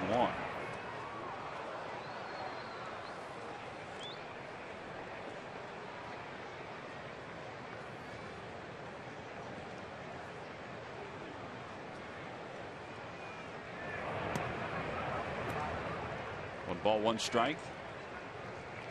By the way, the 4 earned runs allowed by the Blue Jays tonight snaps the franchise record of 20 consecutive starts with 3 earned runs or less. That one's pulled into right field. That'll be a base hit for Utley. It's going to go to the warning track, and Utley will stop it first. Bautista did a nice job getting to it.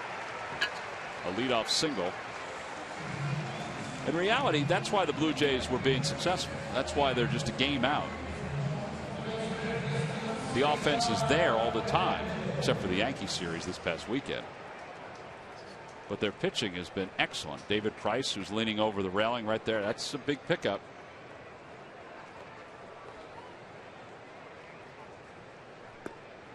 As Hernandez takes low. Well, we mentioned in the open. I mean, 15-3, 2.13 ERA. Averaging over 5 runs a game.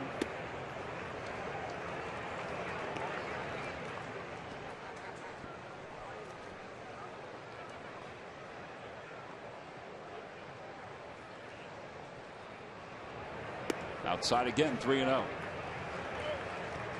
Blue Jays may think about going to the bullpen early here, even though a knuckleballer could probably pitch for a couple days in a row. His command is off a little bit.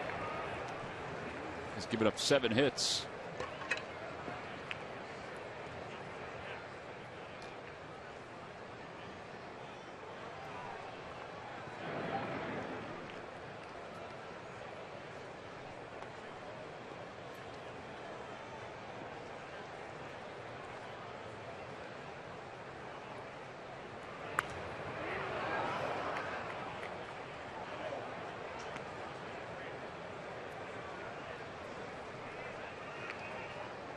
Be interested to see if they put Chase in motion. So hard. He's quick to home. A lot of swing and misses. There he goes. Little dribbler up the first base line. That may be a tough play for Goins, and it will be. It'll be a base hit for Hernandez. Goins flipped it to himself. And the Phillies have runners on first and second with nobody out. He didn't mean to flip it to himself, but he did. No, he didn't. He didn't mean to flip it to himself, and R.A. Dickey didn't mean to trip either. The swinging bunt, perfect place. Dickey goes down. Flip straight up to yourself. There's a pretty good chance if that flip actually went to first that Chase may have thought about going to third. So now Odubel Herrera's up. Number 3 hitter. He bunted it toward third. All right, now he's the number 3 hitter. Yes, it would be good to get 2 runners in the scoring position, but you kind of want him to swing here, don't you? Yeah, I mean it's hard bunting as it is, let alone trying to bunt a knuckleballer.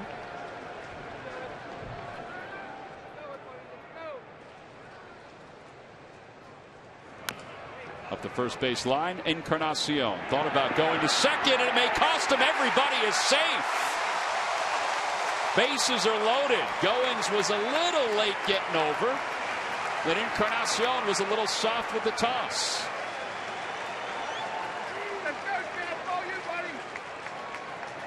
That's an infield hit. Very lucky. I thought Encarnacion was going to go to second. But Goins just a hair late getting there. Boys, R.A. Dickey's done. Wow, I think he had him.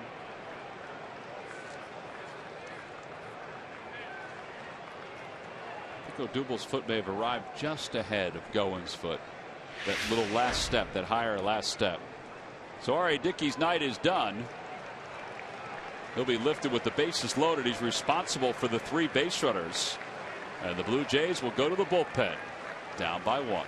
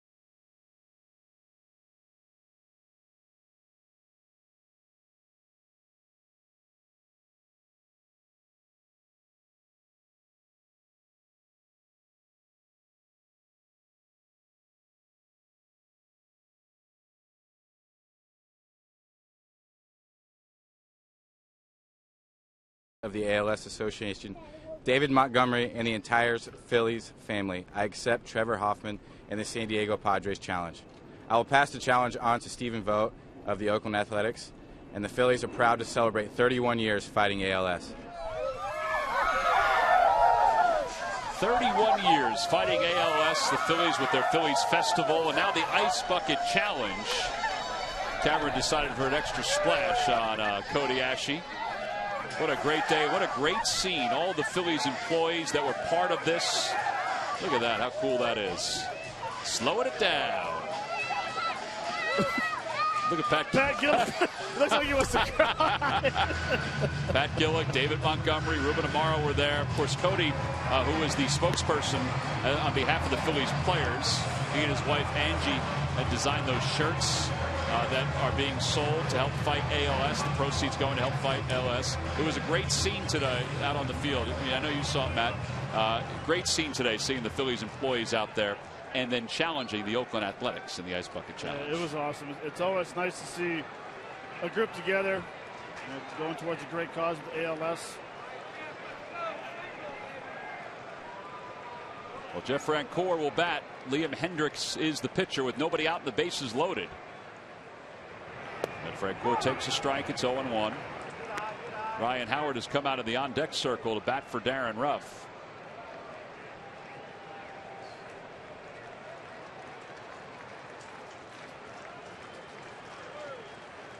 Francoeur tonight is 2 for 2 with a home run. In the dirt, Martin has it around him. 1 ball, 1 strike. Is it any big deal to now go to a guy that's throwing, in the low 90s with his fastball? I think when people talk about that, it's his ball must look like it's coming in 100 miles an hour. No, it's not. It might take 1 or 2 pitches to get used to, and that's it. Yeah, this is what you're seeing every day. Yeah, you're used to this.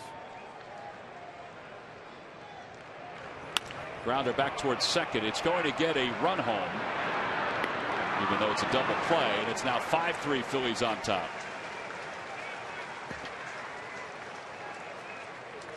Over to third base goes Cesar Hernandez, and Ryan Howard will pinch hit.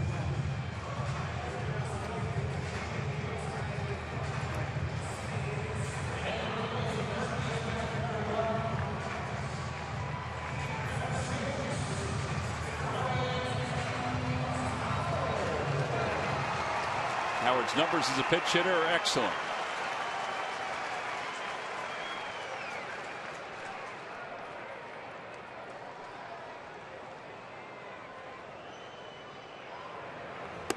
Up and away, 1 ball, no strikes. 5-3 Phillies on top here in the bottom of the 5th inning. Looks like Aaron Nola's night is going to be complete. Elvis Araujo is warming in the pen again.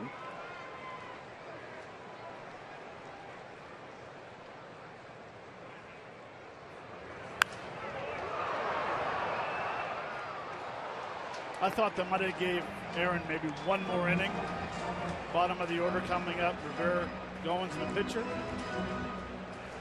But 5-3, get him out, go to the bullpen.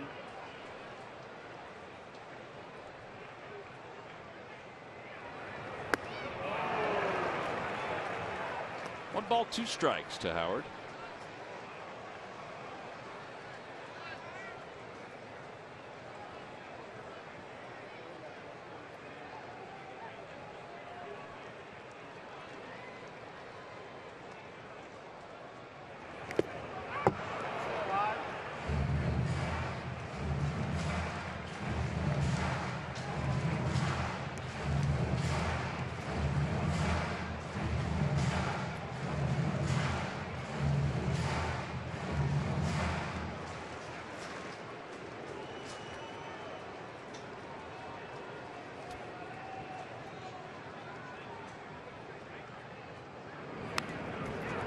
They were thinking about if that pitch was out of the strike zone. They were thinking about throwing behind Cesar Hernandez, who's been picked off 3 times this year. Seems like more than that, but some of them may have been caught stealing. Picked off 3 times this year, including once tonight.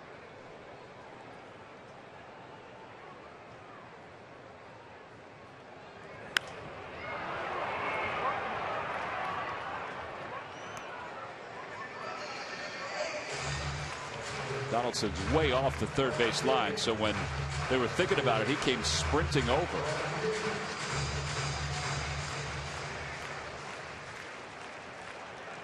Well, one thing you're going to see from the Toronto Blue Jays bullpen's arms, they got some flamethrowers. Oh, yeah. Howard swings and misses that one. Martin blocks it and throws to first to finish off the strikeout. The Phils do get 1 run.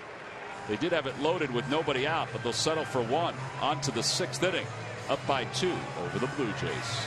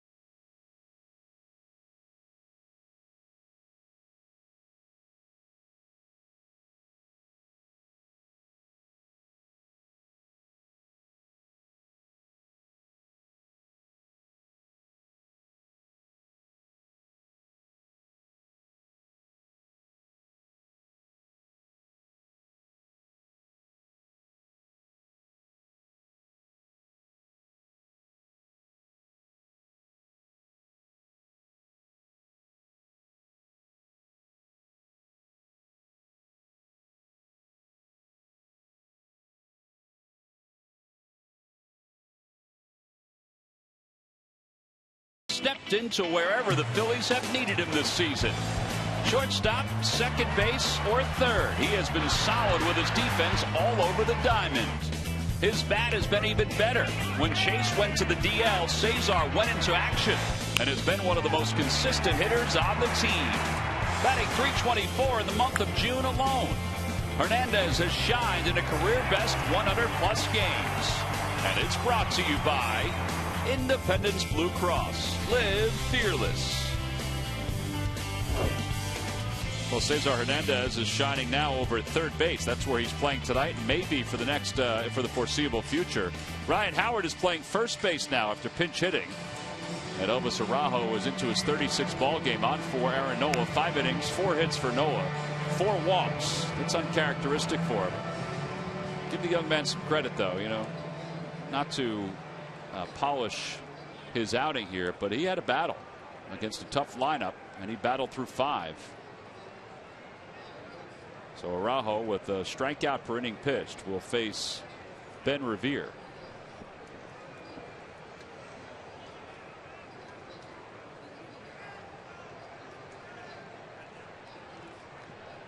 Look, Aaron Nola, he battled today, battled every inning.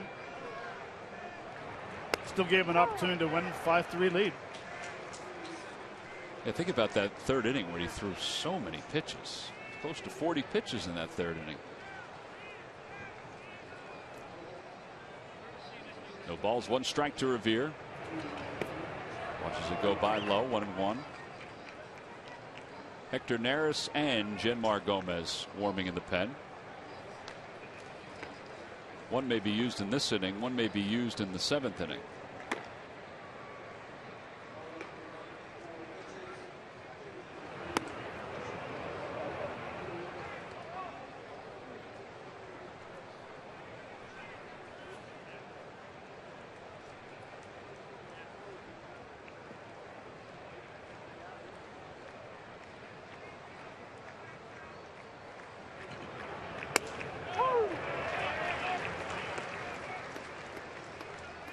Two balls, 2 strikes to Ben Revere.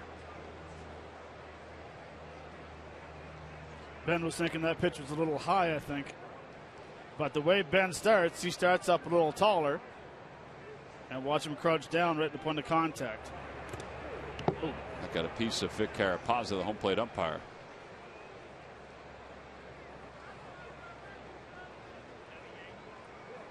I think that was supposed to be a slider. Just didn't slide? I think it had to be a fastball. I think this ball may have hit the bat. No, it didn't. It just hit the glove. Hit the glove in the leg. So that is a ball, so it's 3-2. Yeah.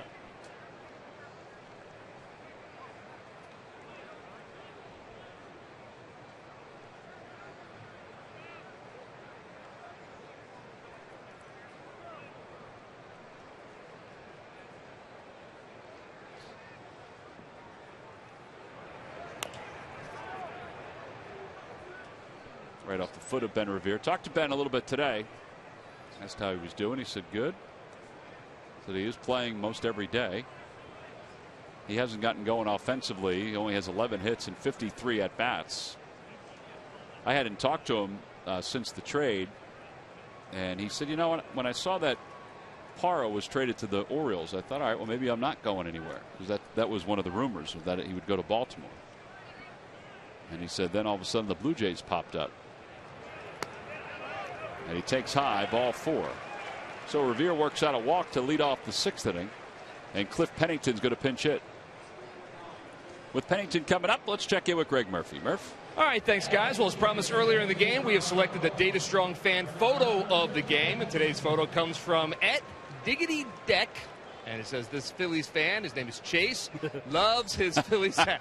I said it very slowly. Tweet your strongest fan photo, #Philly Photo Data Strong Fan. And you just might see yourself in an upcoming broadcast. All brought to you by T-Mobile. He looks like an all-star, doesn't he? Oh, that's a great picture. Absolutely.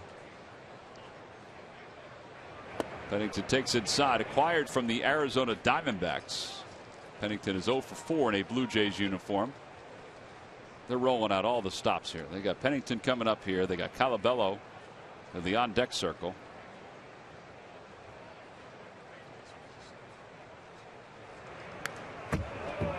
Ball, 1 strike.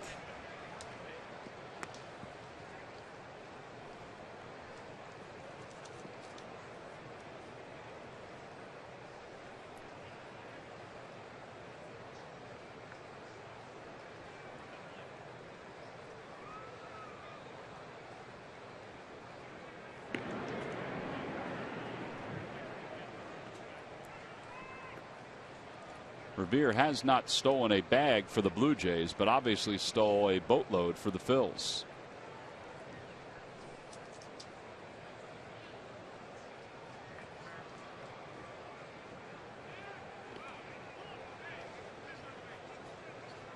Araujo better be careful. He's starting to go toward the plate a little bit with his pickoff.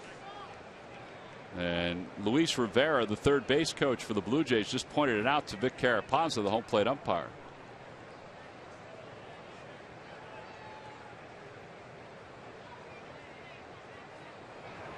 The bunt toward third. It's a good one. Barehanded by Hernandez. His throw in time. What a play by Cesar. Wow. 1 out here in the 6th inning. I didn't know if he'd have enough on the throw once it left his hand. Yeah, I didn't need it. I mean, this is a great play. Pretty good bunt. Little hard. But Cesar Hernandez comes in, bare hand, off balance, and a strike to first base. Look at that concentration. I'm like you, Tom. I didn't think he'd have enough. But perfect throw. That's your Hyundai defensive play of the game, brought to you by your local Hyundai dealers. So with 1 out and a runner at second base, Pete Buchanan's coming out, and he's going to put a double switch in play. Colabello's been introduced as a pinch hitter, so that means that Genmar Gomez will come on. So we've got a pitching change, and we may see a new player coming in. Aaron Altair may make his Phillies debut here in 2015.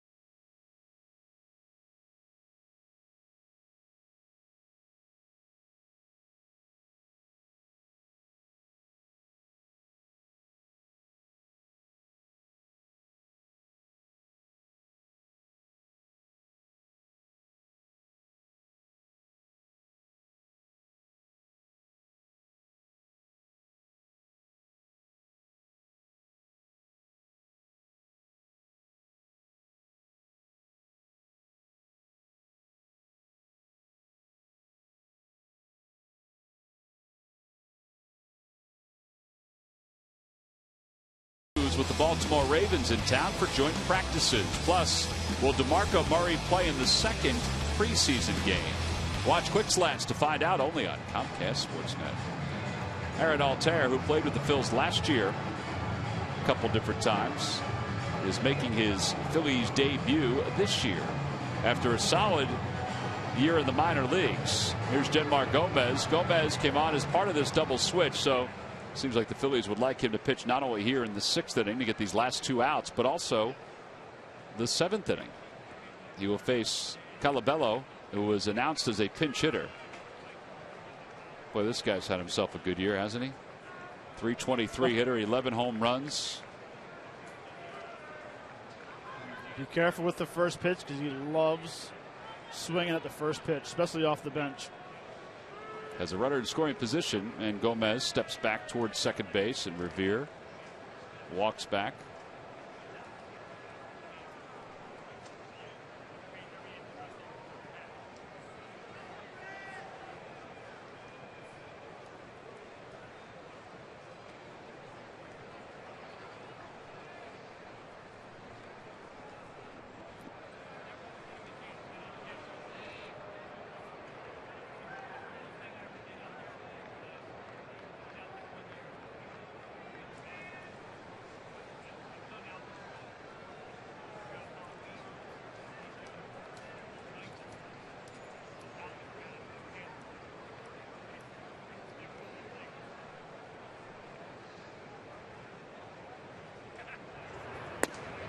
Outside, 1-0. Gomez, a 2.16 earned run average, has had a good year. Now, he didn't pitch in Milwaukee. He had some intestinal problems, a little stomach ailment that slowed him the first couple games.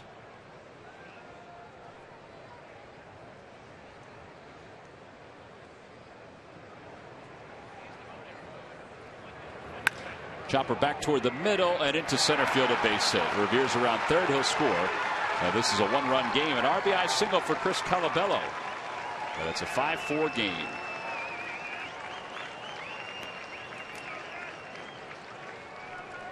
Well, he really is a good weapon off the bench. And now Tulowitzki will bat.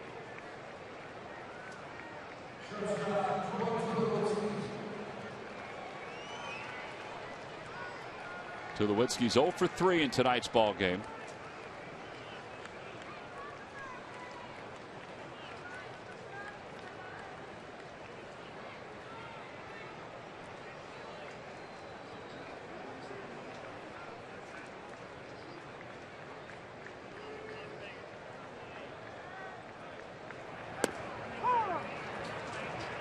That's one thing you'll see when American League teams, especially the American League East, comes in to play the National League teams, is that they get a little bit of thunder off the bench. Sure do.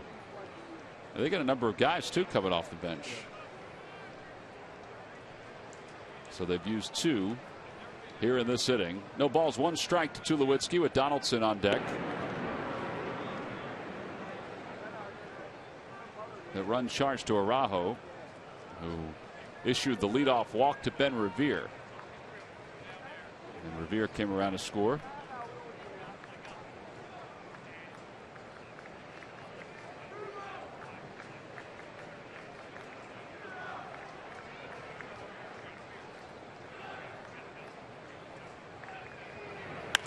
And a base hit to right field for Tulowitzki. That'll put 2 on with 1 man down.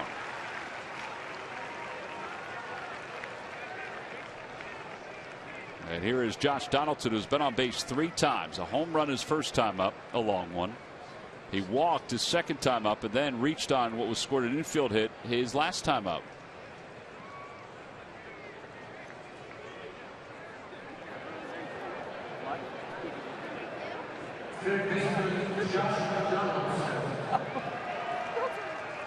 Well, you have to be careful, but you can't be too careful. You got to try to get this out here. Because after this, you still have Bautista, Encarnacion. You don't want to load up the bases and give them another opportunity.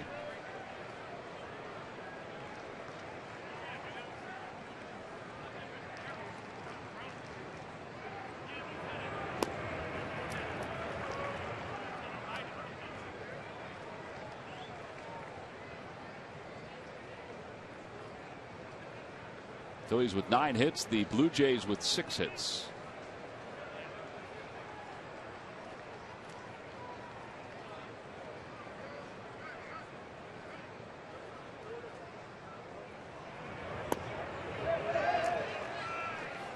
They appeal, no swing, says the first base umpire, and now it's 2-0. That's been a strike at times tonight. Colabello takes his lead off second, and Tulowitzki off first.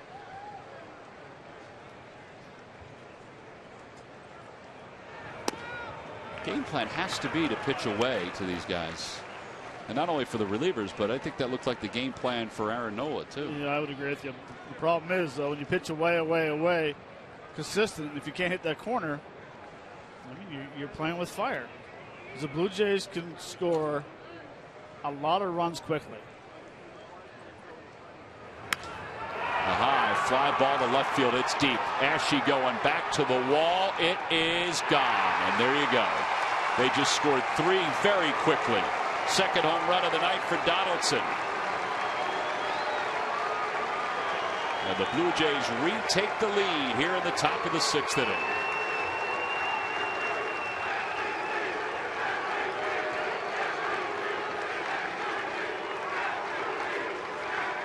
Seven 5 Toronto. See, you pick, and you miss, and all of a sudden now you're back in the hitter's count. 3-0 fastball. Here it is. Third multi-home run game of the season for Donaldson, the 6th of his career. And here's Bautista, who's 0 for 3. 1 ball and no strikes.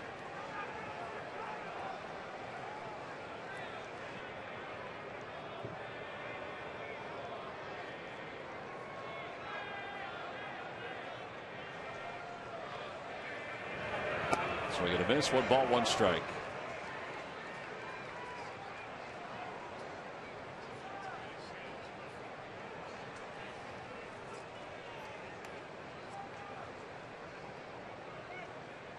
'89 runs scored for Donaldson. As Bautista pops it up right side, Howard is there. Over toward the second baseman spot. Makes the catch, 2 away.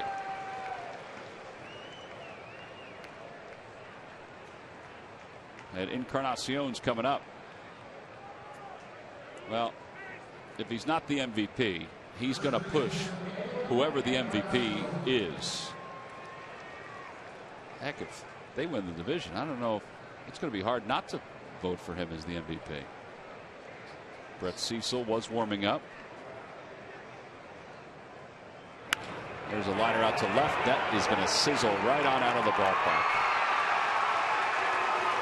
A liner by Edwin Encarnacion, his 22nd home run of the year. And it's now 8-5 Toronto.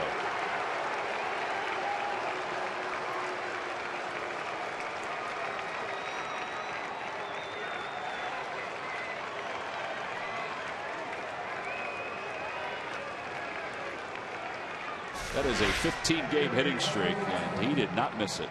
No, off-speed pitch up in the zone.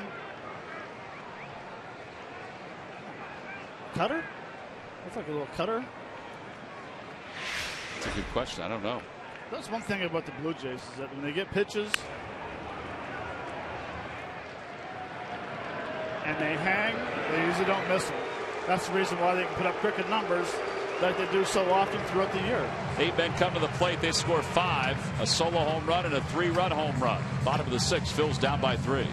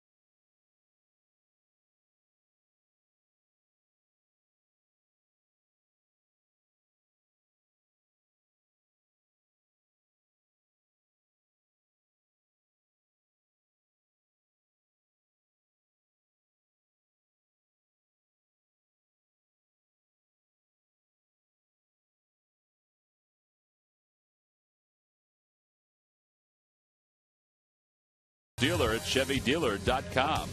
Buy McDonald's. Double the love it at McDonald's with a double cheeseburger and small fry for just $2.50. McDonald's, I'm loving it. And by Budweiser, still brewed the hard way. This Bud's for you. Genmar Gomez has been very good for the Phillies this year. He had a pretty rough sixth inning. He's going to be charged with 4 runs. Blue Jays use Cliff Pennington as a pinch hitter. He'll stay in the game to play second base. And left-hander Brett Cecil is the new pitcher. Cecil 3-4 with a 3.55 earned run average. He at one time was a closer for the Toronto Blue Jays. Not anymore, though. Robert Osuna is the closer for Toronto. Yeah, he's not the closer anymore. The reason why is that a lot of balls out of the strike zone. Has a pretty good arm fastball, 4-pitch pitcher. Will top out at 94 miles an hour. Throws a curveball, cut fastball, and a change. He's got a little different delivery, and he hides the ball well. Well, here's Cody Ashe. Ashe singled his last time up. That tied the game at 3.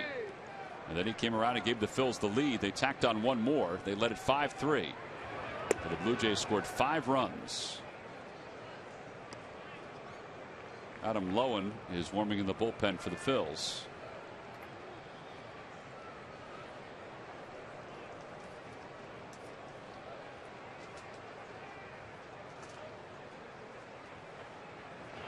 As she tries to bunt toward third, and it's 1 ball and 1 strike.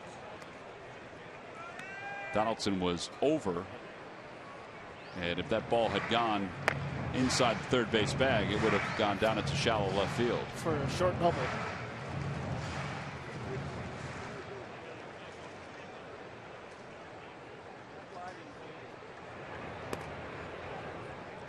Well, that's 2. Yeah.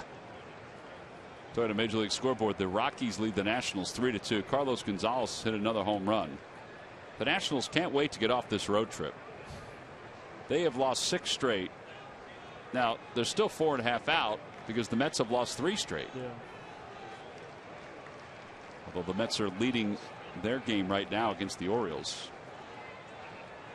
They're trying everything. They got Jason Worth leading off that game. We've seen that before. He texted me earlier. 3-1. He texts me, goes, "Hey, Slick, I'm leading off." ... Yeah, I won't say what he said afterwards.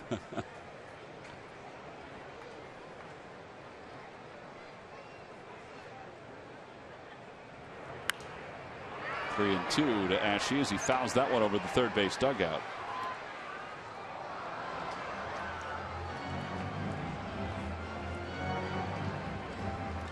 Galvis on deck. Phil's down by just 3. They led it by 2.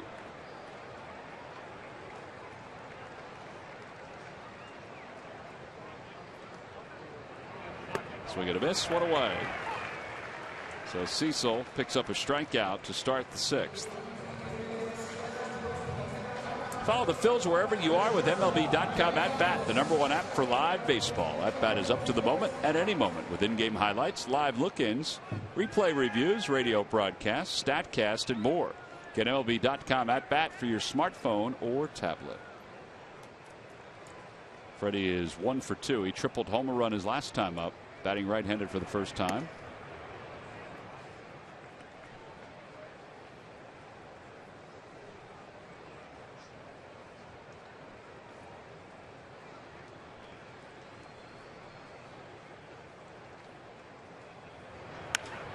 Out to right field, playable for Bautista. And there are 2 outs. That ball actually carried out to the track. And here's Rupp with Altair behind him.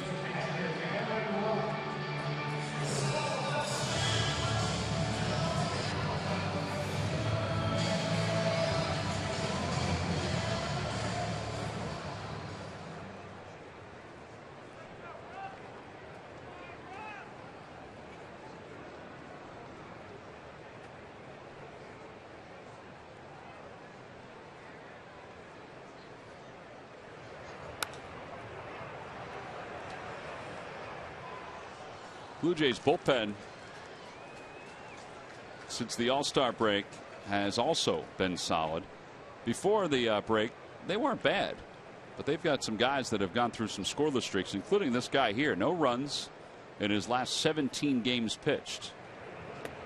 Matt talked about his struggles as a closer. Well, sometimes you don't have to stick around for a long time by having the pivotal closer's role in the bullpen. His former starting pitcher has evolved into a decent setup man for Toronto.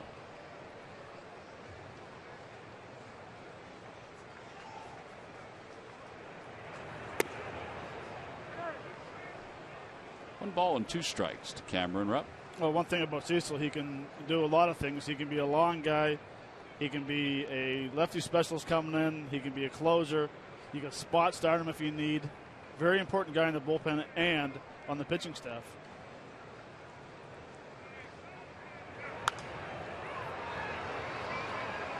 That area of the stadium is getting peppered with Cameron Rupp foul balls.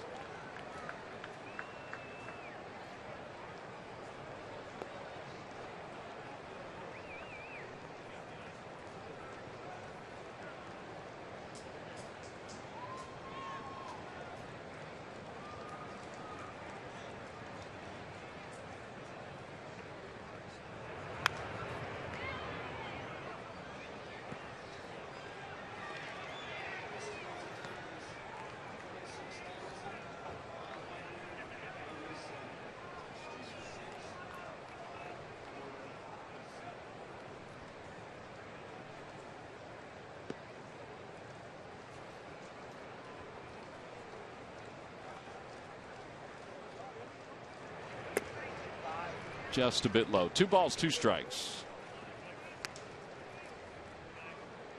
26,547 on hand here tonight. Folks walking away with a Larry Bowa bobblehead.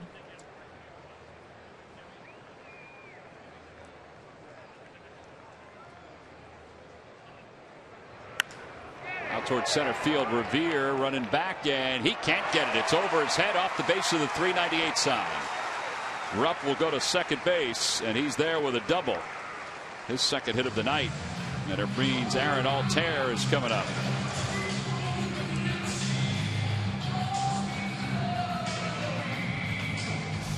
This is a curveball. Toe tap. Perfect. Nice and early. And if Ben was 5'10", he would have caught that. But we know Ben Revere plays a very shallow center field. That ball was crushed. So now Altair, his first at bat in the Phillies uniform this year. Altair combined to hit .293 with 14 home runs, 67 runs batted in between AA and AAA. And he takes strike one. It's 0-1.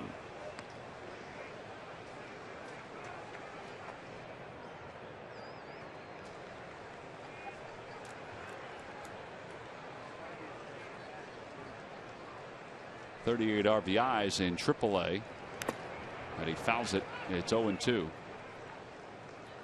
Now, he had a cup of coffee last year in Miami, right? He got called up? Miami and Atlanta. Yeah, I wasn't on that road trip. Very athletic kid. Excellent defensive outfielder. He's going to wind up playing all 3 outfield spots while he's here, and he's going to play a lot. In fact, he'll be in the starting lineup, I would think, tomorrow. Chops that one back toward the middle, and it's picked up by Tulowitzki. Side is retired. No runs, 1 hit, and 1 man left in scoring position. We'll go to the 7th inning here in Philadelphia. The Phillies trailing it by 3.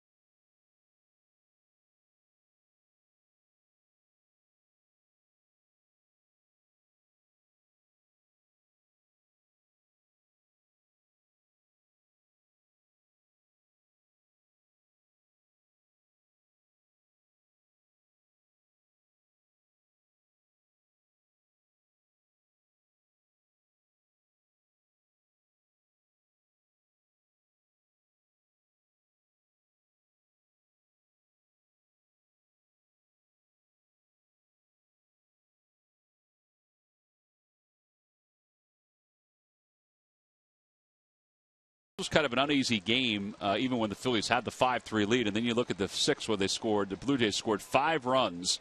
Josh Donaldson has had himself a game. 2 home runs, 4 RBIs. R.A. Dickey Lastige's 4+. He was lifted trailing, but he can't win or lose this game. As Ezekiel Carrero will lead it off against Adam Lowen, former Blue Jay. 4th ball game for Lowen. Genmar Gomez charged with 2/3 of an inning, 4 hits and 4 earned runs.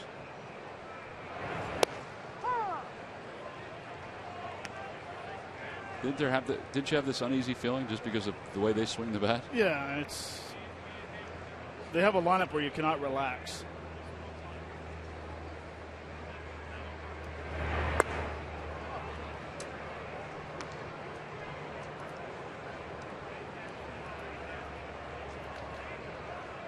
Two and one. That pitch a bit high. 2 balls, 2 strikes. Well, you see there 93 miles an hour from Lowen. That's what he can project.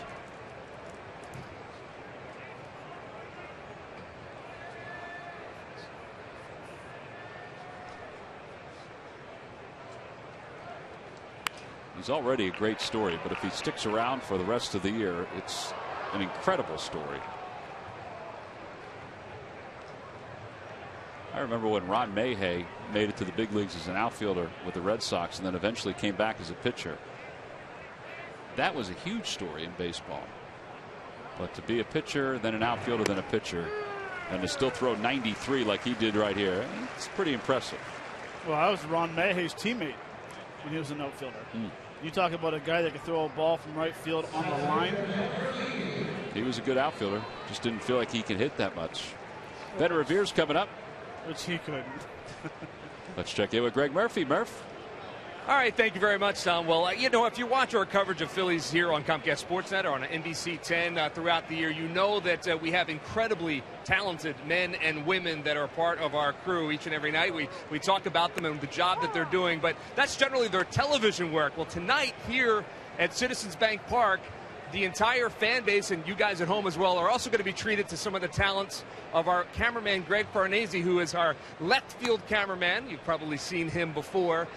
He's getting a chance to sing "Take Me Out to the Ball Game" to the entire crowd here. Now I would ask him if he's nervous, but he's right in the middle of shooting Ben Revere up the bat.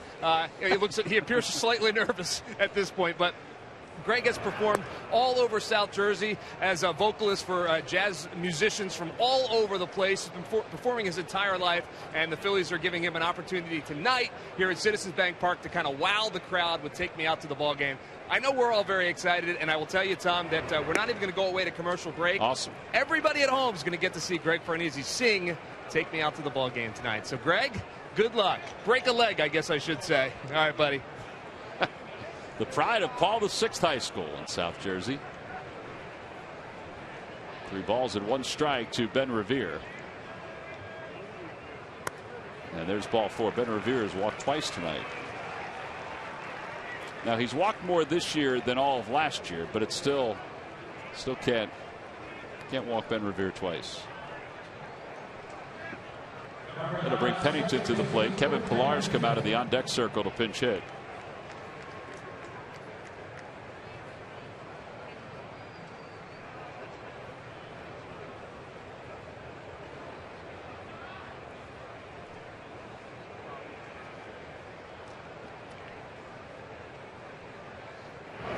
Fastball, and it's 0-1.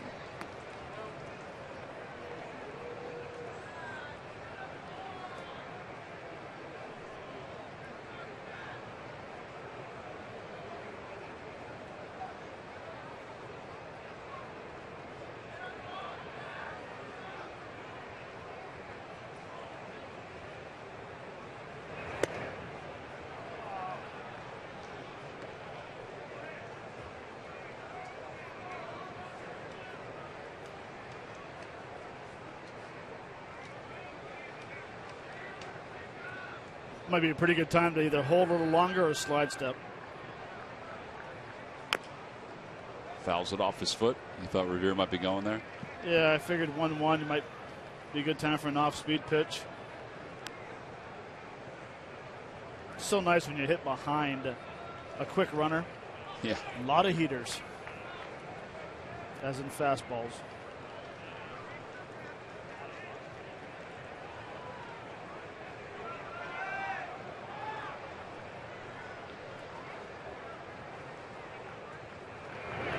Swing and a miss. He got him. Threw him a slider. And Pennington has struck out. Second strikeout for Lowen. These lucky fans are tonight's Citizens 7. They will receive a prize pack courtesy of Citizens Bank. Good banking is simple, clear, and personal, and that's helping you bank better. Citizens Bank.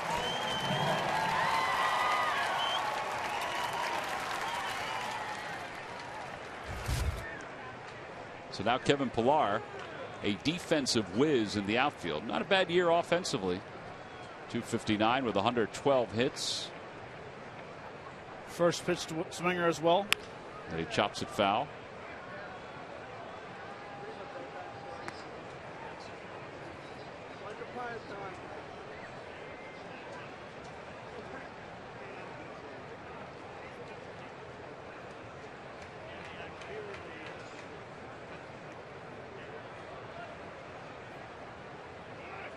Runner goes, pitches foul to the plate, gets a piece of Cameron Rupp. And Revere will go back to first. No balls, 2 strikes.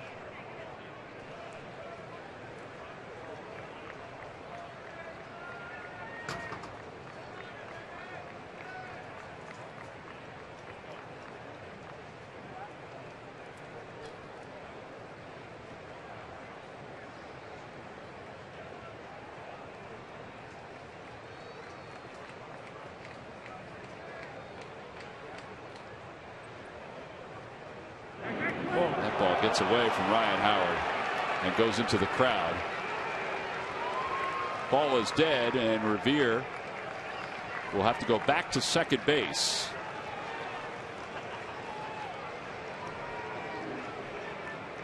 And an E1, an error charge to Lowen. Now that is the rule, but if you can throw a little discretion in there, there's a pretty good chance Revere would have been at third base. But it's a break for the Phils that he stops at second. I don't think Ryan Howard saw that. I think it just cut on him. Yeah, that's what it looked like. I mean, he missed him by quite a bit.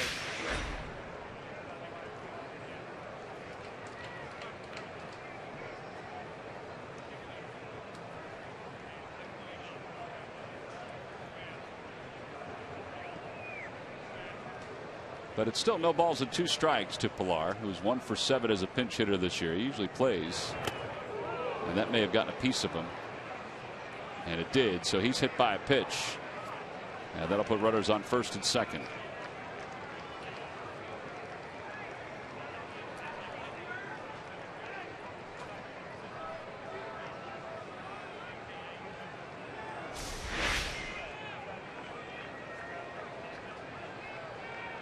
See Revere heading to second base. Watch the umpire at the bottom.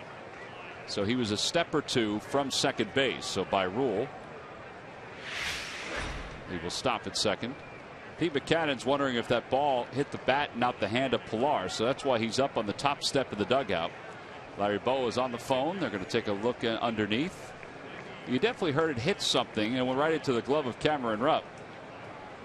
This is reviewable. A hit by pitch. You can request it now that we're in the 7th inning. These are so hard to tell unless you really slow it down, because everything's moving.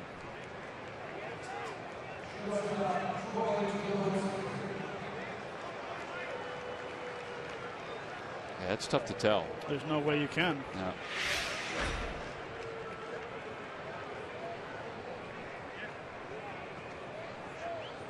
So now Tulowitzki with 2 men down and 2 on here in the 7th inning.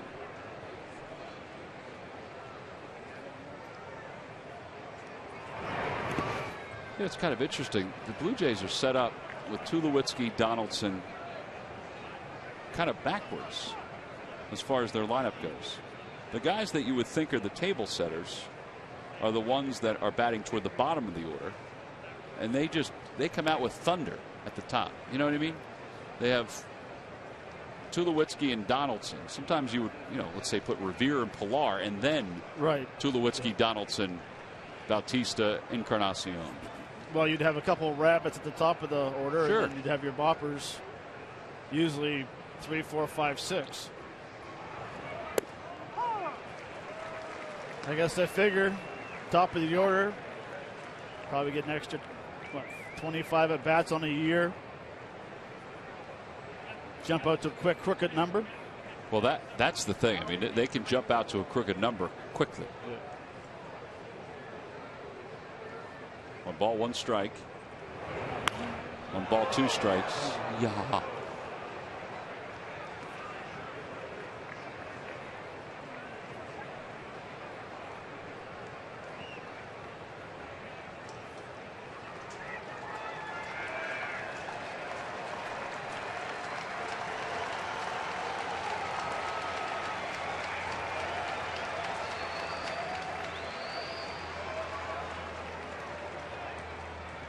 Runners lead off. Not being held on. And high with that slider. It's 2-2.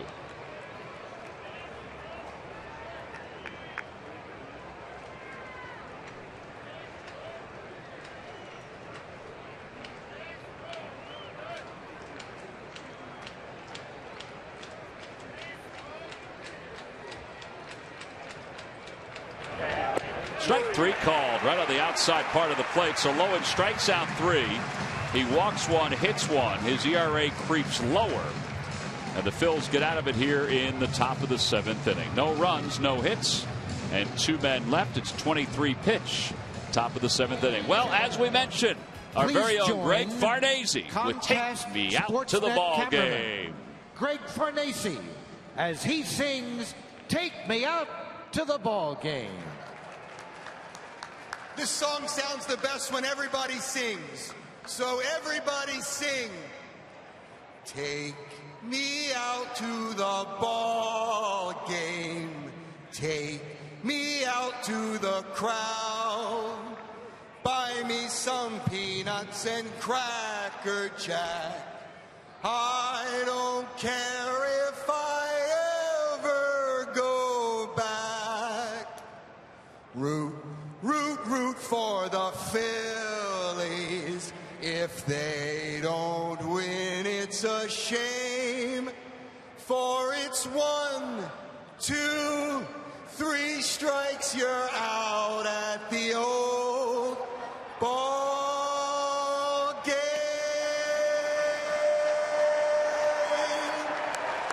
Comcast Sportsnet cameraman Greg Farnese. Well done, Greg. Well done.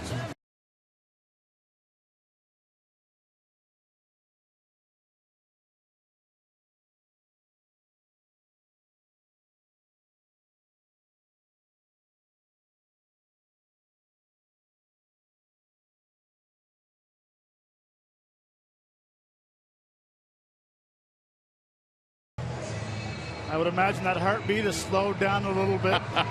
I don't know. I think the adrenaline, I think he's moving right now. I think his adrenaline's pumping still.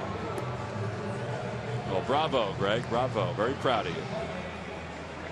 So as we move to the bottom of the 7th inning, the Phillies trail at 8-5. Headed into extra innings and need a boost? Call WB Mason and order Green Mountain Coffee K-Cup pods. Great tasting coffee at amazingly low prices, delivered free the same day. When you order by 11:30 a.m. WB Mason knocks it out of the park. Who but WB Mason? Well, as we go to the bottom of the 7th, LaTroy Hawkins, the ageless one, in his 8th ball game. No wins, no losses, a 1.35 ERA. Hawkins will bat 6th, with Pilar staying in the ball game to play center field, and Ben Revere moving from center field to left field. There's Benny.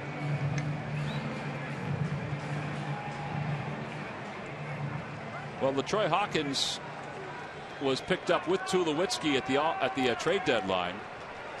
Very good pickup on a number of fronts. clubhouse. Durability in the pen. And he'll face Chase Utley to start the 7th inning. The Phils looking to get some offense going again. They trail at 8-5. 40 years old, and he's still hitting 92 on the first pitch fastball. Yeah, and you know, being a veteran leader, he has topped out at 95 this year. Slider change and a cut fastball. Doesn't throw the split finger unless this change is considered a split finger fastball. That one's lined into center field, a base hit. Second hit of the night for Chase Utley. So he's aboard to start the 7th inning. There comes Cesar Hernandez.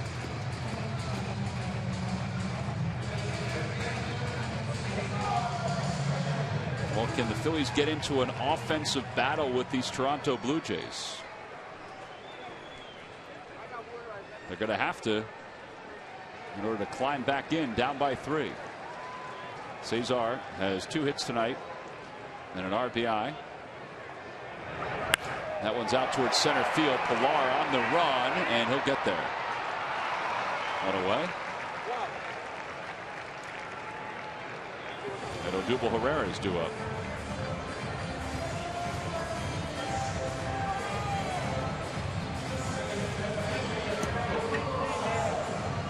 Odubel's been on base twice.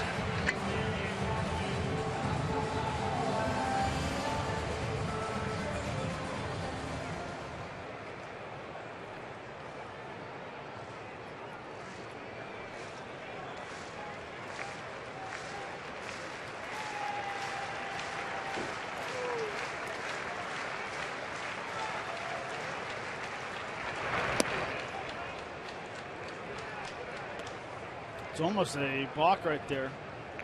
Not coming set with the hands. The rolling delivery.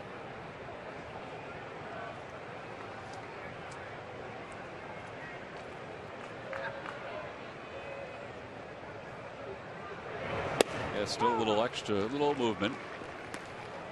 Sometimes a little more emphatic than others. I think a lot has to do with it's either going to be a slider grip or a fastball grip. Luis Garcia warming. The Phils can go closer.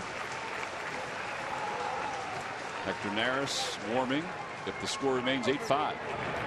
That one's out towards center. Pilar will come in and make the catch for the second out. Kind of looked like he got it toward the end of the bat. He did. Yep. ShopRite back to school lunch bag free to fans 14 and under will be given out Sunday, August 30th when the Phillies wrap up the series against the San Diego Padres. A summer weekend of baseball against the Padres. Tickets can be purchased by going to Phillies.com.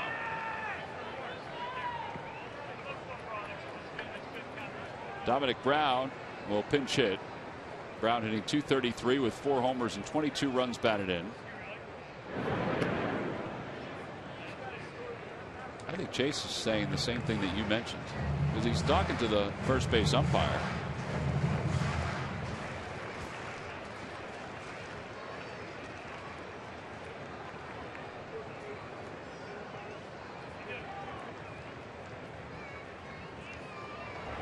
Inside, 1 ball and no strikes.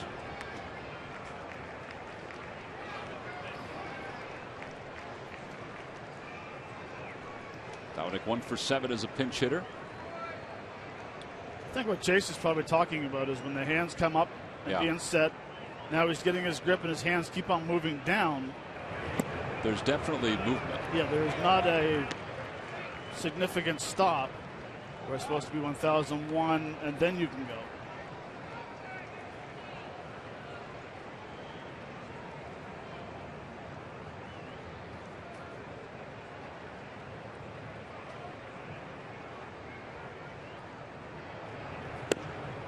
Laid on a 94-mile-an-hour fastball, 2-1.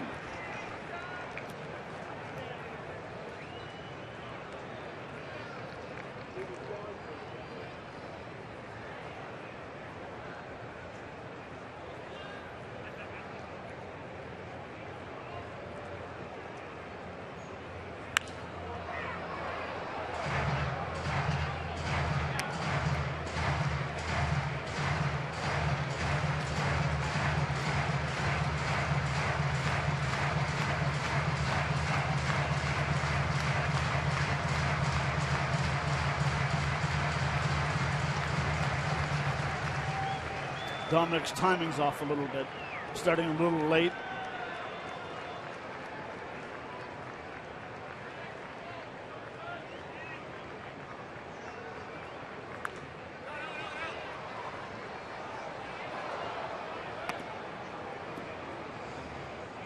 I actually think if they throw fastballs inside to Dominic, it helps him right now.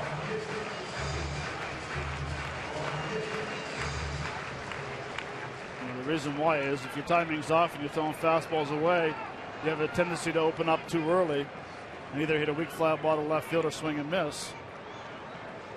Fastball inside goes with your hip.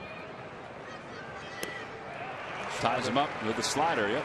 And he wraps up the 7th inning with a strikeout. No runs, 1 hit, and 1 man left. So Troy Hawkins pitches the 7th inning, a scoreless 7th, and that'll take us to the 8th.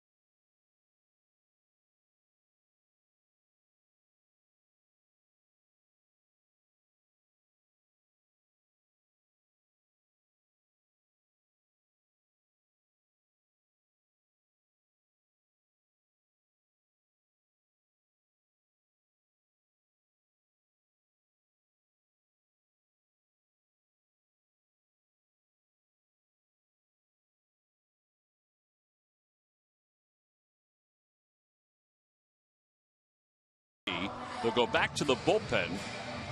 Every time the Phillies pitchers retire, the opposition 1, 2, 3. Comcast will make a contribution to Phillies charities. Phillies baseball is brought to you by Xfinity, the official entertainment provider of the Philadelphia Phillies.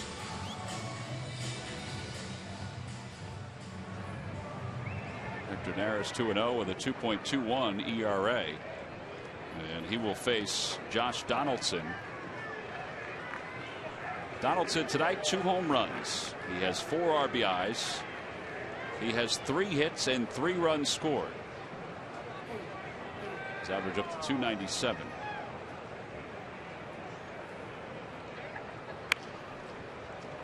He must be swinging out of bed. There's the 2nd home run of the night. This is the 6th inning, 3-0 fastball. Lordy hits the ball high as well as far. Didn't miss that. His 33rd home run of the year. Just a tad outside and low, and it's 1 ball, 1 strike.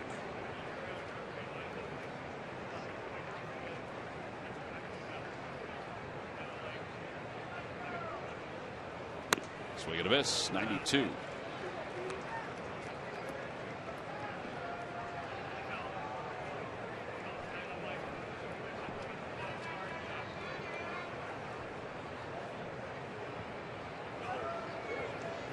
This is the 42nd multi-hit game for Donaldson.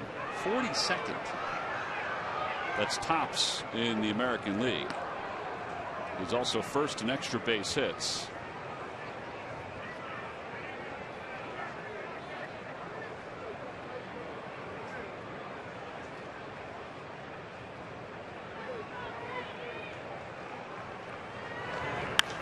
Chopper to third. Room service hot for Cesar Hernandez. Not a room service throw, though. A one hopper. Ryan Howard couldn't handle it. Donaldson wasn't even running. They were giving him the out. And that'll be an E5. It'll be the second error of the night for Cesar. Big chopper, just what you'd like to have. He kind of peeked at the runner, noticed that he wasn't running very hard. And Ryan usually has been picking that pretty good this year. But it almost backfired on Donaldson by not hustling him to first base. Well, you said it, your keys. Play a clean game. Fundamentals. Cesar's had a couple errors, has been picked off tonight. It's not all him, obviously. No.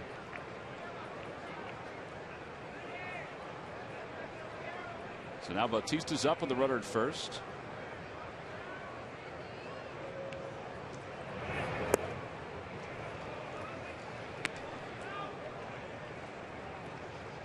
But unfortunately, though, when you're losing, what stands out? The errors. The errors and the mistakes on the base paths. Yeah, we walked away from Milwaukee. I think all of us talked about that or thought about that. Just how sloppy those games were for the Phillies. Right. You know, the one game where all three of the outfielders had an error.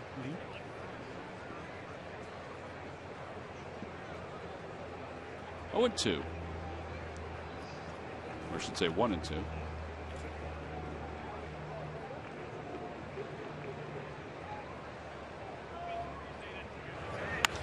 A high fly ball to left field. It's deep. Ashe, though, has a beat on it. Right at the edge of the track, makes the catch. And one away. Back to first goes Donaldson. It's time for the Major League Notebook. Murph. All right, thanks, Tom. Brought to you by St. Joseph's University. After being traded away by the Cincinnati Reds, the only team he's ever played for, Johnny Cueto made his way back to Cincinnati tonight as a member of the Kansas City Royals. He was 51-26 for the Reds in his career with an ERA of 2.55. They had a video tribute for him tonight. He said it was a very emotional night for him. Now, the good news for the Cincinnati Reds, he's not pitching in the two-game series, and they don't have to face him, but it was a very emotional time for him. And speaking of emotional, John Farrell, the skipper of the Red Sox, starting his chemotherapy treatment today for stage 1 lymphoma, and he had some help. He had some friends on hand. Terry Francona and Brad Mills both joined him at his chemotherapy today to give him a little bit of support. Terry Francona saying that he was trying to keep him in good spirits, said he was only there because he owed him $20 and he didn't want anything to happen before he got paid. So that's why Terry showed up at the chemotherapy. And certainly that was very nice. And just in, Dave Dombrowski is now the new president of baseball operations for the Red Sox after stepping down about a week ago from the Tigers. He gets that position, the president of baseball operations with the Red Sox, which is a little bit of a stunner. So interesting that he probably already knew where he was landing when he stepped down for the Tigers, but that's where he's headed to the Boston Red Sox. Sure he did. Yeah. I'm sure he had every idea of where he was going. That's pretty fast. Fly ball to center field. It's not deep. Playable for Odubel. And he makes the catch for the second out. Well, I was talking to DeMarlo Hale today, the Blue Jays bench coach, who's also close friends with Francona and Brad Mills and John Farrell, and he said that's just Terry. That's him. Not the $20 part, but if he knew that's part of the story, he'd probably say that was him also. I think it's the complete thing. Yeah. Russell Martin is the batter. Martin's 0 for 3.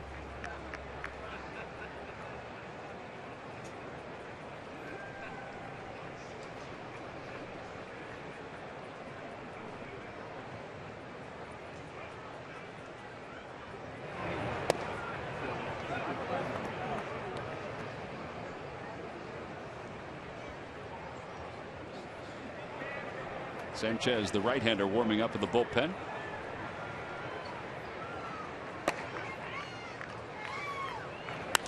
Off the end of the bat, popped up. Utley says he has it, and that'll do it for the 8th inning. No runs, no hits. There was one Phillies error, and one man left. Middle of the 8th, Phil's down by 3.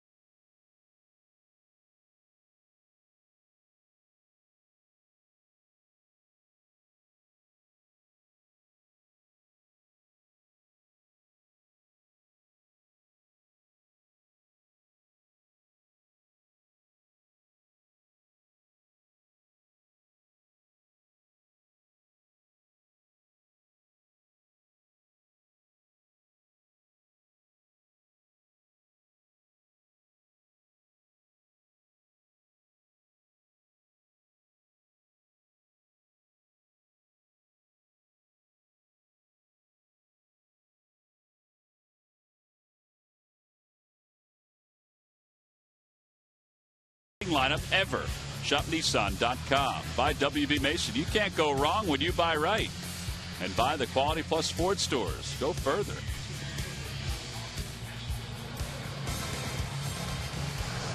Bottom of the 8th inning. Constant changes for the Blue Jays. Justin Smoke takes over at first base. And Aaron Sanchez takes over on the mound. We really needed some whiteout tonight. Or to use a pencil instead of a pen. Sanchez will face Ryan Howard, Cody Ashe, and Freddie Galvis here in the bottom of the 8th inning. Phillies have out-hit the Blue Jays 11-8, but trail it 8-5. I guess the home runs have something to do with it. Then there's got a report on Aaron Sanchez. He's a 4-pitch pitcher. Will top out at 97 miles an hour, and his out pitch is that hard slider down and into left-handers. Very good arm. Well, an important game for the Blue Jays. They trail the Yankees by 1 in the division. Yankees leading the Minnesota Twins 5-4 in the 7th inning.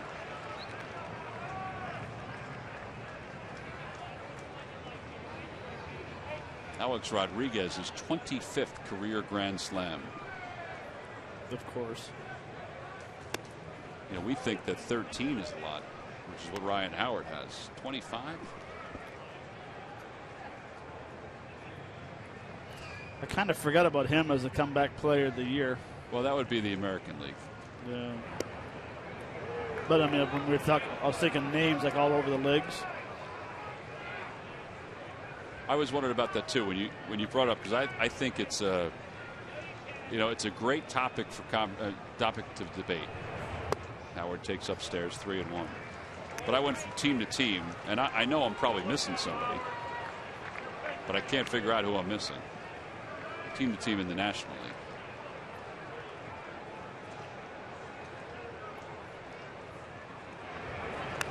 Foul back, and it's 3-2.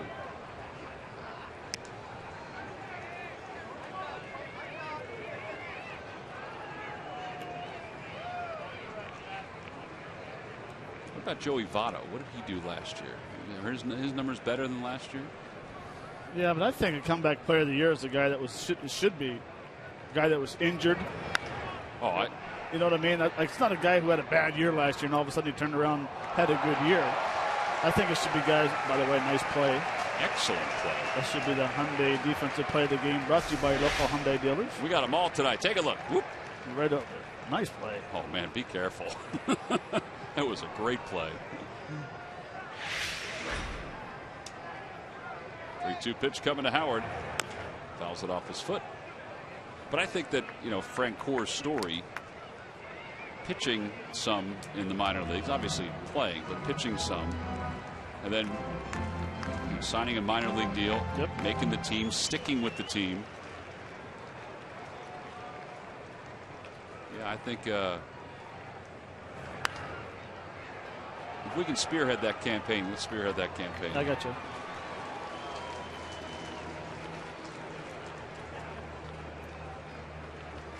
You have those Larry Boa fatheads, the old school fatheads. Maybe you can get one of Jeff Francoeur and you could traipse around the ballpark with it. 3-2 pitch to Howard. Out to left field. Ben Revere is out there. And he makes the catch for the first out.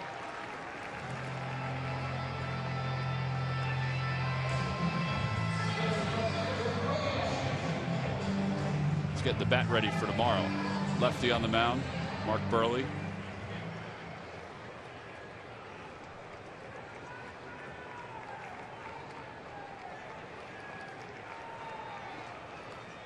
Ashe is 1 for 3.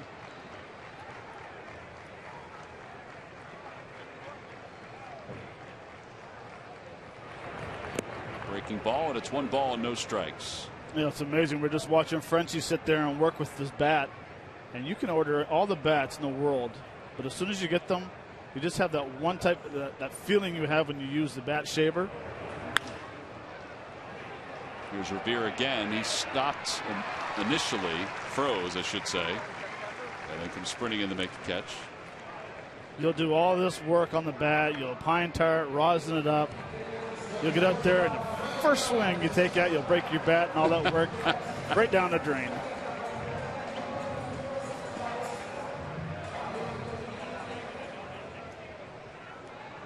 Two outs now for Freddie Galvis. 11 pitches so far for Sanchez. Galvis tonight 1 for 3, an RBI triple his first time up, or second time up I should say. And there's a strike on the outside corner.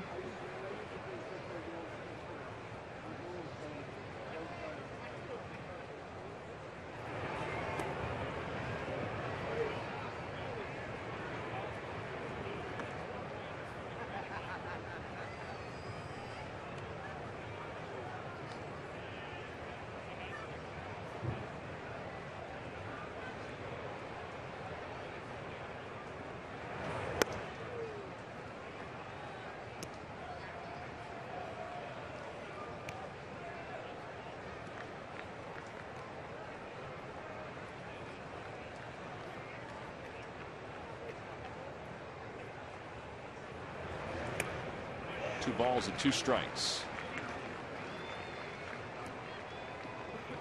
One thing about facing the Toronto Blue Jays bullpen, they all throw the same.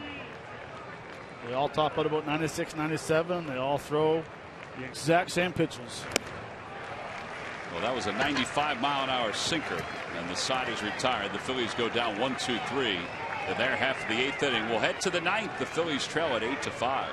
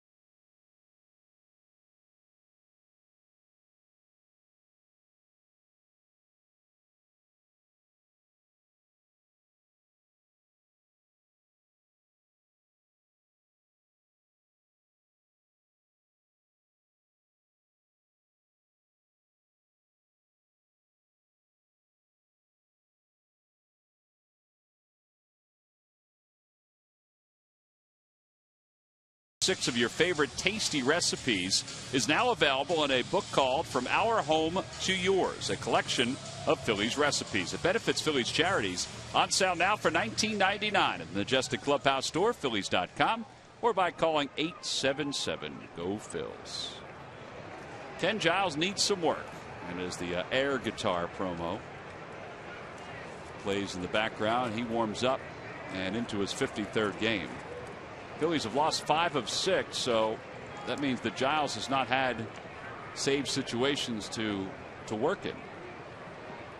So he's on here to face Justin Smoke. First pitch is inside, 1 ball, no strikes.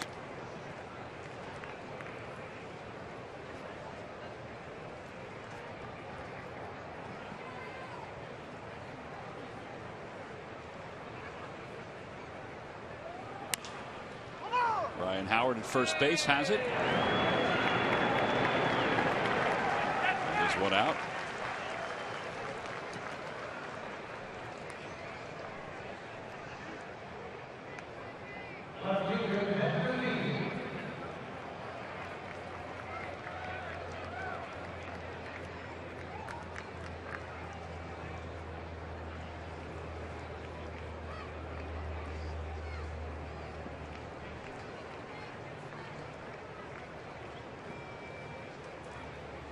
Ben 2 walks tonight. And it's no balls and 1 strike.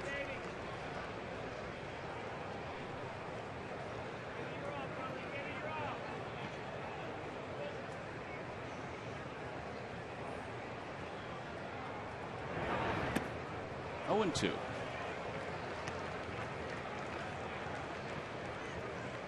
That's filthy, by the way, that slider. Was a nasty pitch.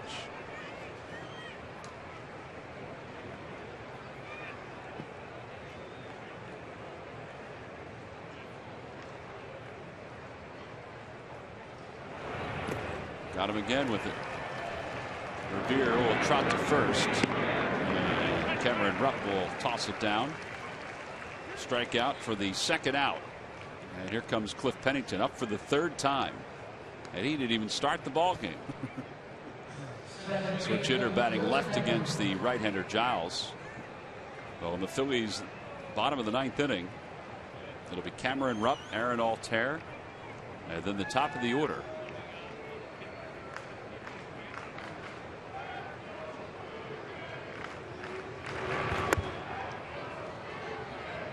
Blue Jays have a lot of fans that came in for this ball game. I was surprised. I mean, they are a red-hot team. They've got a pretty good chant going on down over the third base dugout. A lot of hands clapping. 2 balls and no strikes.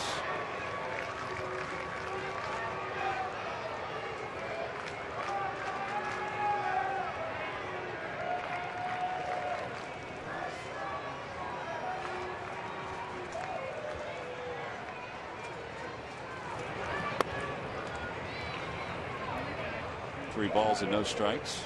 Matt, is there some kind of holiday going on up in Canada that these folks are off? That they're coming down for this during the week?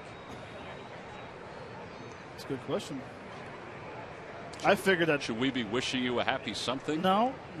I think, if anything, I mean, Toronto's playing well. You know, they're clapping now because they figure hockey's going to start soon, so there will not be any clapping.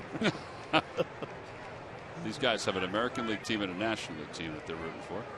Well, maybe they have a permanent resident card. Maybe they have a permanent resident card. That didn't cross my mind. 2-out single for Pennington. First hit is a Blue Jay. After being 0 for 6. And now Pilar.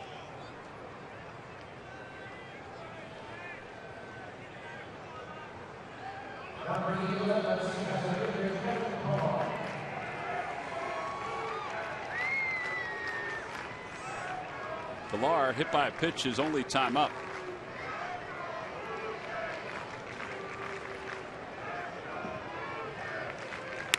Line drive caught by Freddie Galvis, and the side is retired. No runs, 1 hit, and 1 man left. Last chance for the Phillies. We go to the bottom of the 9th inning, down by 3.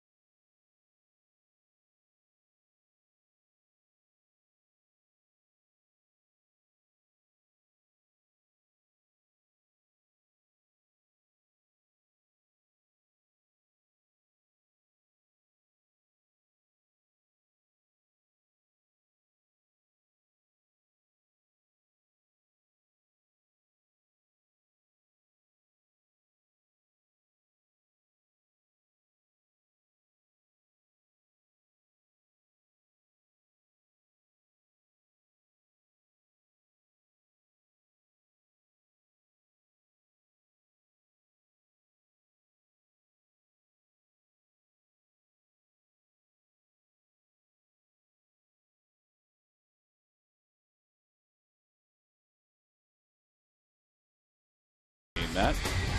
Well, we're going to talk home runs. First inning, first pitch. Donaldson gets a fastball up in the zone and absolutely destroys this one over the Geico in the second deck. And then he comes up in the sixth inning. 2 runners on, hits a high fly ball on a 3-0 pitch. Barely gets over the fence in left field for a 3-run home run for his 33rd of the year. Those are your W.B. Mason's deliveries of the game. So that's why the Blue Jays have a 3-run lead. It's 8-5 as we go to the bottom of the 9th inning. And Robert Osuna, who is 13 of 14 in save opportunities, he's averaging a little more than a strikeout per inning pitched, is on for his 52nd game.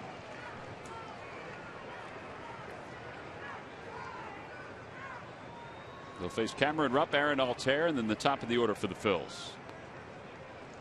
2 base runners to bring the tying run to the plate. Nice and easy, 96. Yeah, very easy. Same scouting report as everyone. Fastball change and a slider. He does not throw a cut fastball.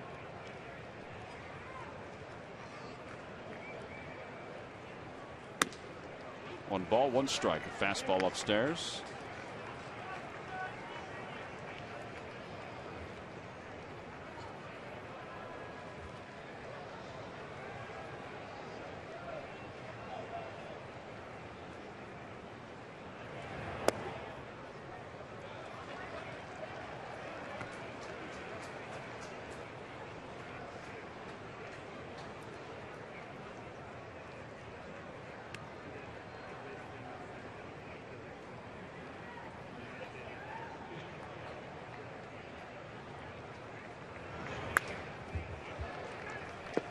Two and two.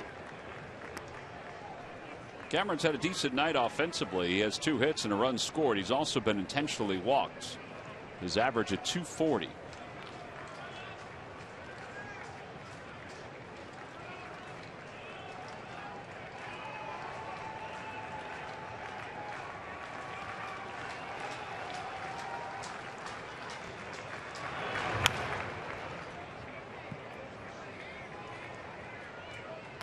Boy, if that ball had rolled fair, that would have been an interesting race to see Donaldson come in and Rupp go up the line.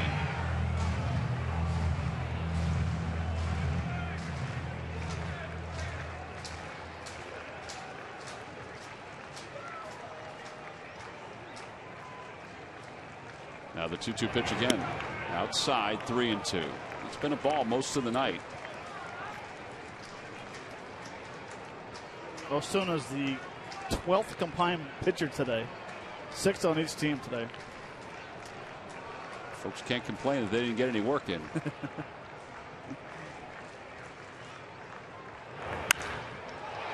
Right center field. Pilar says he has it. 1 out. 7 in a row retired by the Blue Jays bullpen.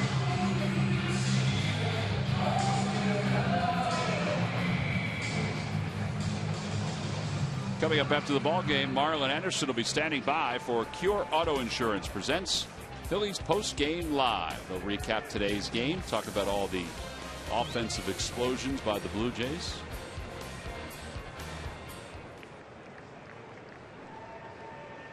Altair grounded out his first time up.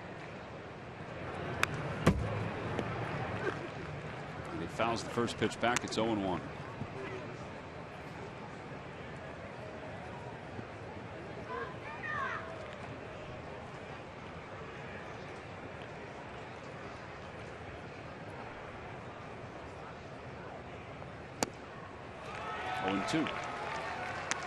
There's that slider that Matt was talking about.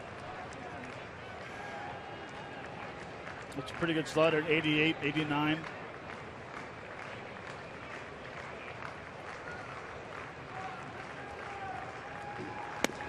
Strike 3 called.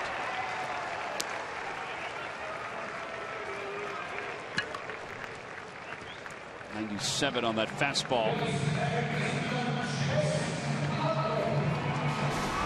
This is just pain. Russell Martin's glove does not move. Has it set up on his left knee. That's what the 97 mile an hour heater ended up at.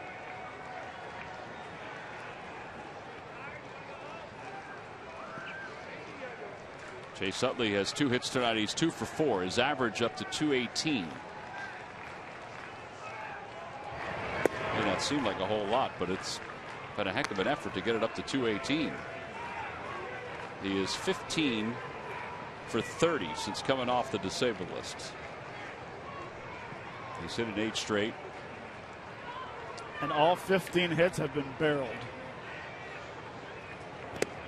In the dirt, 2-0. See, that's where as a hitter you're kind of thinking, well, Chase usually takes a strike, first pitch ball, he comes back with a changeup.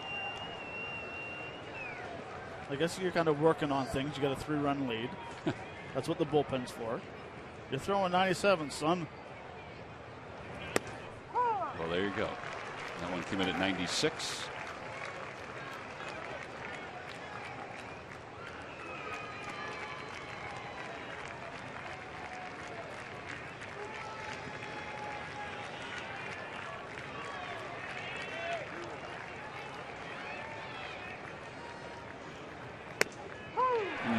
It's a pitcher's pitch right there. 2-2.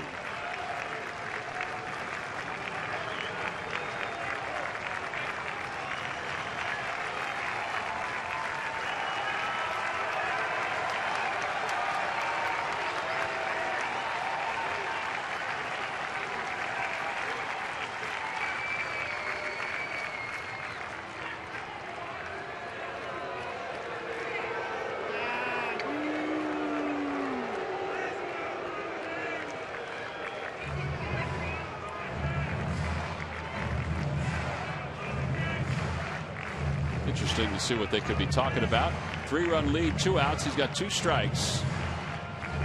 He's still 2 batters away from having the tying run come into the plate.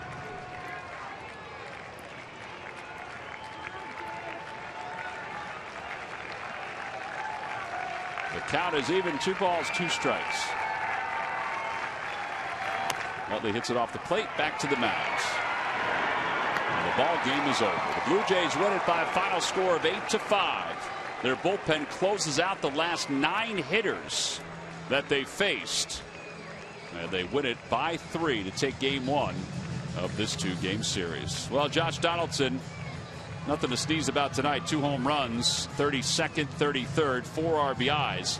He gave the Blue Jays the lead for good in tonight's ball game thanks to a 5-run 6th inning. So depending on what happens with the Yankees and Twins game, and the Yankees lead it by 4, the Blue Jays, worst case scenario, will remain 1 game behind the Yankees in the American League East. They win at 8-5. We'll be back to Philadelphia to wrap things up right after this.